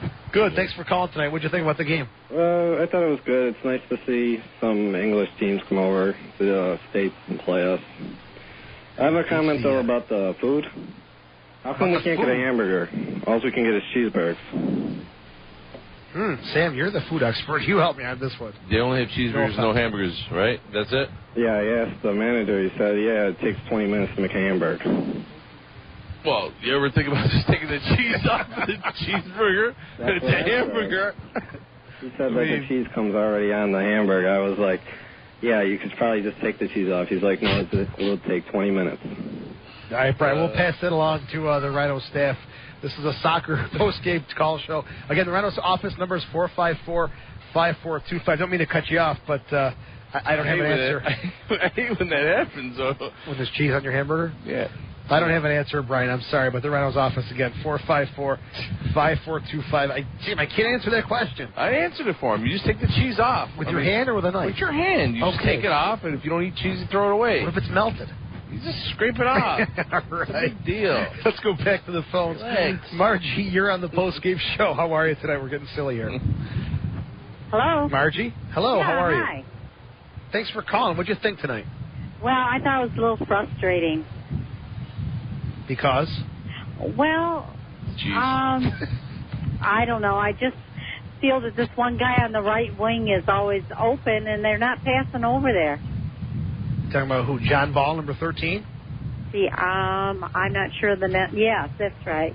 Yeah, he did have some space, and again, a lot of players who don't normally play together, so they're kind of working things out. But hopefully we'll get there. What'd you think about the trivia question? Want to take a shot at that? Yeah, I think I'll say 11. 11 is correct. Very good. All right. Congratulations.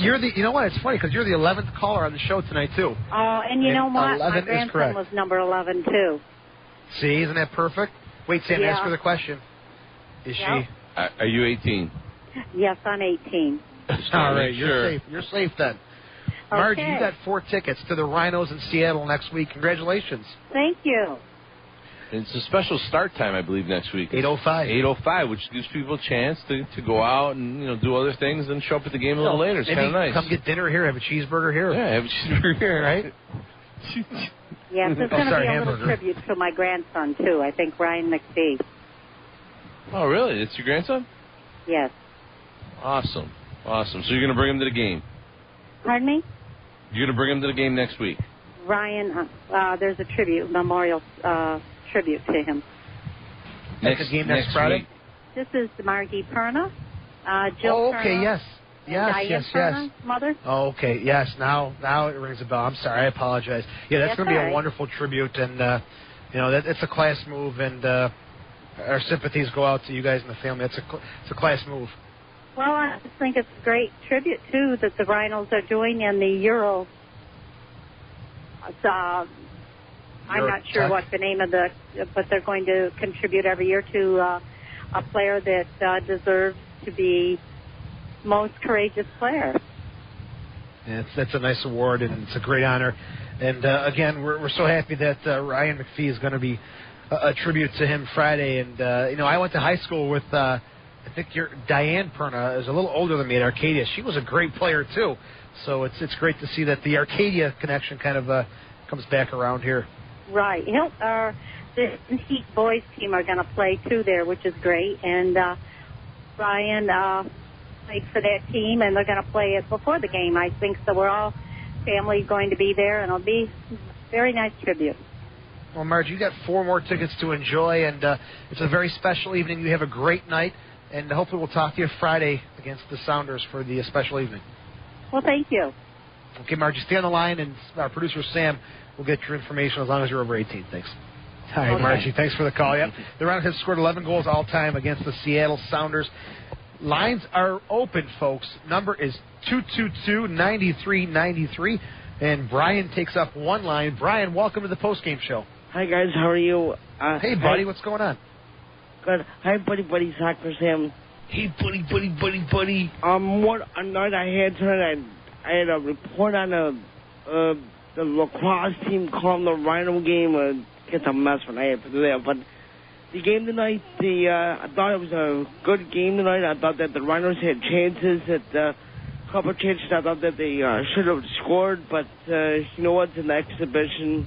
Fans should not be down on this team because of exhibition friendly, as you like to call it, Sammy. He's right. Fans shouldn't be down. I agree, buddy. It's an exhibition. It's a test. You try different things. That's all. And don't get all discouraged about anything, right? I agree with that. And get this. I was talking about a fan who's from Buffalo, New York, and he's surprised at the way how the stadium was built, and he loves the stadium. And I told him come back out to another soccer game or come out to a Rattler game because he likes the stadium. Brian, forget about the broadcast career. You got to get into marketing this team. I think they could use someone like you in the front office. You got to put in your resume. What do you mean, Sam? I'm comfortable on the roof there, Sammy. Then who would be the junior broadcaster of this team? That's true. We do need you to be the junior broadcaster. I forgot. But, Brian, if you had to pick your favorite player at tonight's game, who would that be, buddy? Oh, it would be Scott Valo. I thought that Valo looked pretty, even though he gave up 2 goals, I thought he played well. The saves, he looked a little shaky at times with the saves. I don't know, you agree on that, Joe, but he looked at times he looked real good in goal. Yeah, Hannigan came in for Valo in the second half. He was a little, he hasn't played a lot. He's a young guy. He's getting his feet wet. But, Brian, before we let you go, yes. Let's do something we did a few years ago. Imagine the Rhinos score a goal tonight. On the goal, it was Delicate from John Ball. You want to give us a call on that? Oh, I would love to. Ball's thrown in. Ball passes over to Delicate. Delicate has the ball. Shoots. Scores! Delicate with the ball. With the pass from John Ball. Puts it in the net. Rhinos scores. 2-0. Rhinos leading. 2-0. You are the man, Brian. Thanks for the call, buddy. You're welcome, buddy. All right, Brian. Talented. Brian Carter, right? Quarter. Brian Quarter is his on-air name. Yeah. Thanks for the call, buddy. Let's go back to the phones and speak with either Spin or Sping. What do you think, Sam? Sping. Sping, how are you? Welcome to the postgame show. Spins with a Z, my friend. Spins, that's what I thought. I'll talk to my producer after the show. No, how are you? Welcome. Now I'm all sidetracked because we got to get Brian on the air, man. We got to get Brian to do the call. No offense, Joe, but he blew you away. That's all right. I can take it. Listen, one thing I wanted to point out about tonight is the word friendly and international friendly. Right now I'm headed down to Old Toad with the rest of the Stampede. We're going to meet with the Sheffield guys and have a good time. If anybody is still out, I'd like to invite you all to come down to the Old Toad, and we'll see you there for a nice warm beer. Then Mikey Moran, our spin lobster. Mikey, you got to go take care of this website, buddy. You wonder why things are so delayed. You're at the bar all the time. Come on. No, Sam, you're all set. Today's show is up. The interviews today were great with Tony Miola and all the guys that you had on today. We're all set with that. So go to soccersam.com, little gratuitous plug there, and download the podcast for today. Any updates on rhinosoccer.com? Everything going smooth there? So far, so good. We're going to get a little bit of parking information up on the site. That's been one of our main feedback, is that the parking information is not that clear. We're going to have that fixed by next week. And, again, like I echoed last night, parking's really not a problem. Just drive to the stadium. You'll find a place to park, no problem. Parking everywhere. There's a kid across the street, the poor kid, right across from the stadium. He has a one-car driveway. He's got to sign up every game. Not one car there. $5. It says he's waiting for that one person to give him a shot. But and that's the great part about it is the neighborhood there. Those guys are willing to be, soccer fans if people would just accept them as part of the community. I mean, I've got extra tickets every game. And if those guys want tickets, they're free to come in and sit with us at 132. Just don't do no valet parking with those guys, Mike. You never see your car again. Get over valet parking, no problem. Spence, don't have too many tonight. I keep it cool. $2 tip, you're the friend for life, and your car's not going to get broken into. No problem down at Paytech Park. You guys, that are talking about it on the web boards, I don't know what you're on, but you're all whack. I'm going to go see some Sheffield guys now. You guys have a good time. Hey, we'll see you down here later. You coming down to the Toad? Probably. We'll try to make it. I got to find my ID, but I'll try to make it. Thank you so much, Mikey Moran, Spin Master. All right, Mikey, thank you very much. And warm beer doesn't do it for me, but I think it'd be a nice dish of pasta. I don't know, Sam. What do you think? The number 222-9393, the next Nextel Direct call-in show. If you're just tuning in or you've had a couple already and you forgot the score, it was Sheffield Wednesday 2, the Rochester Raging Rhinos, nothing in a friendly match here at Paytech Park. And Sheffield Wednesday, looking at their schedule, they took on the USL All-Stars Wednesday, a scoreless draw. Last Saturday, they tied the Wilmington Hammerheads 1-1, and the Rhinos again 2-0 losers today to the Sheffield Wednesday Owls. So that's a little international friendly. Now we go back to the A-League USL play on Friday against Seattle. Let's go back to the phones and let's speak with a man who's been very busy this week and this weekend, traveling from North Carolina back to Rochester for 2 games, Coach Calloway. Coach, welcome to the post-game show. How are you tonight? Very good. Thanks, guys. Sheffield Wednesday comes in from your native England, and just initially your thoughts on how they play, their level of play, and is it what you expected from a team in the second division in England?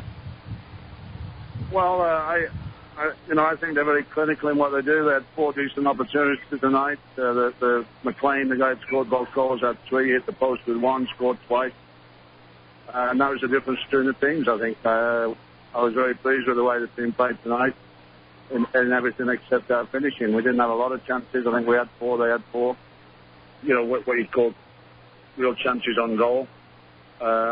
We didn't do as well with ours, and I think that's the difference. When you got a couple of forwards that are, Dion Burton's making £250,000 a year, and McLean is probably close to that. I think that's the difference, and I was very pleased box to box. I just don't think we did well in terms of executing. And all the young guys that came in and started, I was very pleased with the performances overall. Hannigan obviously is the one exception for that. He made the mistake in the second half. I think he only touched the ball 4 times in the second half, and one of them was the ball he dropped, and they scored from it. Josh Bolton, the local product here from Penfield, he had a nice little showing tonight. It's good to see him get some game experience tonight here for the Rhinos. Well, that's the great thing about tonight is that we were able to give a lot of young kids exposure to what is, an international opponent. I honestly think that the 3 or 4 best teams in our league could probably compete in that league if you were given some time to acclimatise over there in England. We probably wouldn't be quite as good as the teams that are going up to the Premier League each year, but I asked Ian Walton this 2 years ago when he was playing for me in Syracuse, because he's played in all 4 divisions of the English League, including the Premier League for many years with Notts Forest, and I said, what do you think our level is? And he said, we'd be mid-table, because as when Syracuse was on the great run and going to the semi-finals, we were one of the top teams in the division. He said we'd finish probably halfway to a quarter of the way up the table in the English Championship. So, I trust his judgment. I think he's a good judge, and I think that's where we're at. I think tonight we just didn't have we didn't get the ball in the net when we should have done. It was a tight game in terms of chances, but I honestly feel that our standard of play, other than maybe that clinical finishing in the final third, is just as good in most of the departments. Coach, I've heard that for years that our quality play in American soccer, MLS, USL, it's just that finishing that for whatever reason some of these players that are overseas, their finishing abilities when they're kids are just taught differently, and that's something that I know you guys are trying to develop this Junior Rhinos program and stuff, and I think that's what this country is lacking is finishers.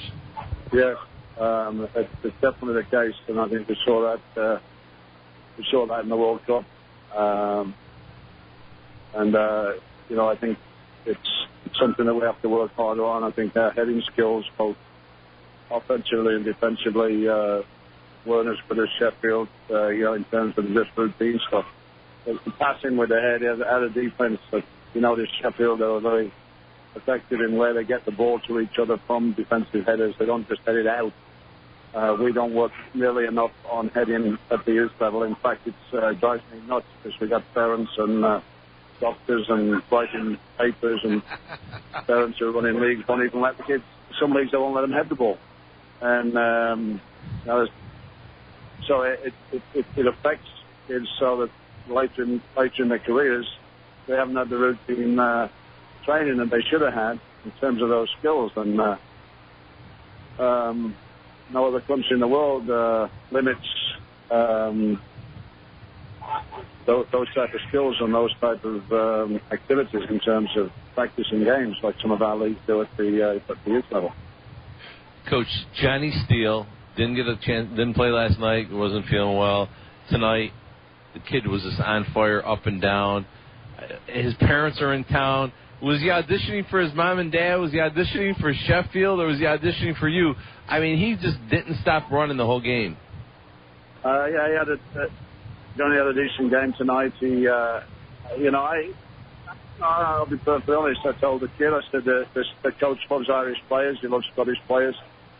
Do yourself some good tonight, obviously, we're a stepping stone for some of these younger kids, and we're never going to stand in their way if they get an opportunity. And so showcase yourself. And I think he tried to do that tonight, and he had a good game as far as I'm concerned. But talked to the manager a little bit afterwards, and he was impressed with him. But whether it will go anywhere, I don't know. But we'd like Johnny to be a big part of what we're doing down the road in the future. And if he doesn't get an opportunity from the performance tonight, then it's encouraging for us that he played so well. Coach, Paul Sturck may have a little goalkeeping dilemma for Sheffield Wednesday. After the game, you said you talked about some things. Did they mention anything about maybe like a Vallo possibly coming over to England? Or any other players? He loves Vallo. He loves Vallo last night. He told me that last night. And but they'd never get him in, visa-wise. He hasn't played for the United States, so he wouldn't be able to get him in. But they're very impressed with 2 or 3 of our guys. And but the big problem is getting them in with the visas. Coach, next Friday night, Seattle comes into town. Kenny Burt's a little banged up. Ricky Lewis, a little head problem. Housy's got something wrong with his foot. Jason Perry, the Achilles still bothering him. I think any of these guys will be ready for next Friday night, and how's it look for the team for next week? And Ricky Lewis should be fine. Kenny Burt should be fine. I was impressed with T-Bone and Falguda today. So they played well. I think Kevin Taylor had a reasonable game in the first half. Nate Taft. Their manager's very impressed with Nate Taft tonight. And so I think we've got some players playing individually very well that started tonight, and some that are injured. The thing that we've got to do is start playing collectively well as a defense, and that's obviously involves midfield and everybody else. So we'll be working very hard on that in the 4 days that we'll have between Monday and Friday when we play Seattle. What's the schedule like this week? Back-to-back games, Friday, Saturday. Are they off tomorrow, and then Monday you guys go at it again, or is Monday a day off too? Tomorrow's off. And because it's a short week, we need to regroup. There's a lot of things I want to work on so we can start getting these, getting some convincing results. We started to score goals, but we've given goals away, and had a late goal away again the other day. So defensively, we're not as good as we used to be, and we've got to get that back. And a lot of that comes with work on the practice field. So we do have finally. I was away last week, of course, and I don't want to, say that was and something to do with the poor performance last night. But there's certainly an opportunity now for me to get stuck into some hard work this week with the areas we need to improve. No, Coach, the routine definitely is disrupted. You're in Cary. Nick DeSantis is in Cary. Montreal loses. We tie against a last-place Toronto team. So I think definitely the routine was disrupted, and it's good that you're going to be back in the swing of things. But get some rest. You had a busy week between Cary and back-to-back games. So thanks for your time. Thanks, guys. Really appreciate it. Hey, Coach Calloway joining us here tonight on the post-game show. Let's take a break. When we come back, we'll try to take a few more calls before we wrap up the Nextel Direct call-in show driven by Auto Depot and Auction Direct on the Rhinos Broadcast Network. What if you celebrated getting things done in your office the way you celebrate on the field? We won the pitch. It'll be our biggest client ever. Ooh, that's cold. Perhaps some celebrations are best left on the field. But when you hear this, you'll know things are getting done. To learn more about how Nextel can help you get more done, call 888-98-NEXTEL or visit getnextelnow.com. Nextel. Nextel, proud sponsors of your hometown team, the Rochester Raging Rhinos. Yes, it's perfect. The blue citrus flavor. Outstanding. I can taste the power. I've created an energy drink which actually tastes good. Hey, Doc, they've already got a great-tasting energy drink called Power Trip. It's great. Blue citrus taste and energy boost keeps you moving morning, day, and night. Visit them on the web at powertripbev.com or grab yours at a store near you. Power Trip Extreme Energy Drink. Powerful, great taste. Your Rhinos will collide with the Seattle Sounders on Friday, July 28th, 8 o'clock at Paytech Park. This game is presented by Farish. Immediately following the game, enjoy a fireworks display. Visit the Rhinos website at rhinosoccer.com and click on the Zweigels link for a special ticket package offer. For tickets, go to the Paytech Park box office, Ticketmaster.com, or call 232-1900. That's 232-1900. Soccertown, USA. Your team, your turf.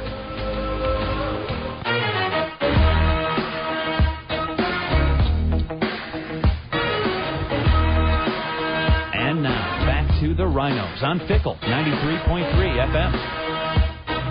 Welcome back to the final segment of the Nextel Direct call-in show. Joe Giuliano with Soccer Sam. And before we go, we got some finals in from the USL First Division. Charleston 2-0 over Miami this evening. Dusty Hudak stopping a PK in that game. Charleston now goes to 28 points, tying the Rhinos in the USL First Division. And with Atlanta and Puerto Rico tying 1-1, they both go from 24 to 25 points in the USL First Division. But the Rhinos are tied with Charleston at 28 points. Charleston has played 2 more games. That's going to be a factor. I tell you something, that Vancouver team with 20 games played, I just look at them slowly falling down the table. They've played so many games. Yeah, and the whole Bob Lilly thing, man, he worries me. I never bought it with Bob Lilly. I'm sorry. I never bought into it. You know, Montreal was talking about releasing him when they were like in first place back in the day. So I don't think that Bob Lilly. I don't know. He's a friend of mine. He's a good man, but for whatever reason, I don't think he gets the most out of his players when he needs to. He doesn't have it. You got to have it, you know. Coach Calloway has it. Coach Calloway has it because you know what he's got? He's got the. You know what those are. You say right. The cojones. That's what he's got. No doubt about that. Sam, your final thoughts before we wrap up tonight's postgame. I'm just really upset that my cheeseburger didn't come with cheese. I'm out. Soccer Sam, thanks for everything on pregame and postgame tonight. Final thoughts, the Rhinos, a friendly tonight against a team from England. You get what you can out of it, and the Rhinos definitely did that tonight. And then next week we focus on back to USL First Division play. So for Soccer Sam. Wait. We got, I forgot. Producer Sam. Sam Schreier. In the studio. Sammy, can you get on the mic, man? Right here. I'm here. I can hear you. Sammy has been part of this broadcast for couple of years now. About 2. I took over about 3 games in the last season, so yeah. When we went over to Fickle last year, there were some issues, and Sammy just jumped right in, turned things right around. Well, Sammy took on another job, And this is his last broadcast with us. We want to thank you, Sam, for all your hard work and your dedication. Well, thank you guys. I was thanking for letting me be a part of your show. I know you guys pick fun of me a little bit, but, made me a part of the pregame, got to do the coach's interview and stuff, and, I appreciate it. So, Sam, what's next in your broadcasting career? Well, I'm going to a full-time radio position. I got a job in Ithaca. I'm working at a country station. Wow. So, I'm doing afternoons, so it's a good opportunity, and, I'll be around once in a while, so I'll stop by and say hello to you guys. But go Rhinos, and, guys, thank you very much again, too. I appreciate everything. Let's hear the voice, though. What's the voice you're going to use when you're in Ithaca? We did it with Brian. Let's do it, too. Let's hear you, what do you think this is? Come on. You're going to do a Keith Urban song. Go ahead. Good. Let's see. Okay, I need the drum roll or something. Fickle 93.3 FM Random Radio. This dude's hot. He's got it. There you go. That's a little bit. I can't, a little bit. Gotta get a couple of those teeth removed. You got a couple too many teeth in your mouth, Sammy. But I'm pretty sure I'll turn it down, Stevens. Oh, easy. Sam, thanks for everything. You've made my job so easy. Nothing but the best of luck. You're a first-class guy. Thanks, buddy. And I'm leaving you in good hands. I'm leaving you guys in good hands. We got some good producers. The girls are here, and our new full-time producer, Jay, is here, so he'll take good care of you guys. Thanks for everything, and good luck down in Ithaca as you make your next step in the radio broadcasting world. Soccer Sam. Number 2 in the market. Great. Sam, are we going to end tonight or are we going to keep going? I just want to talk about nothing. All right. First, Sam Schreier, our great producer. Farewell for him tonight, and he's been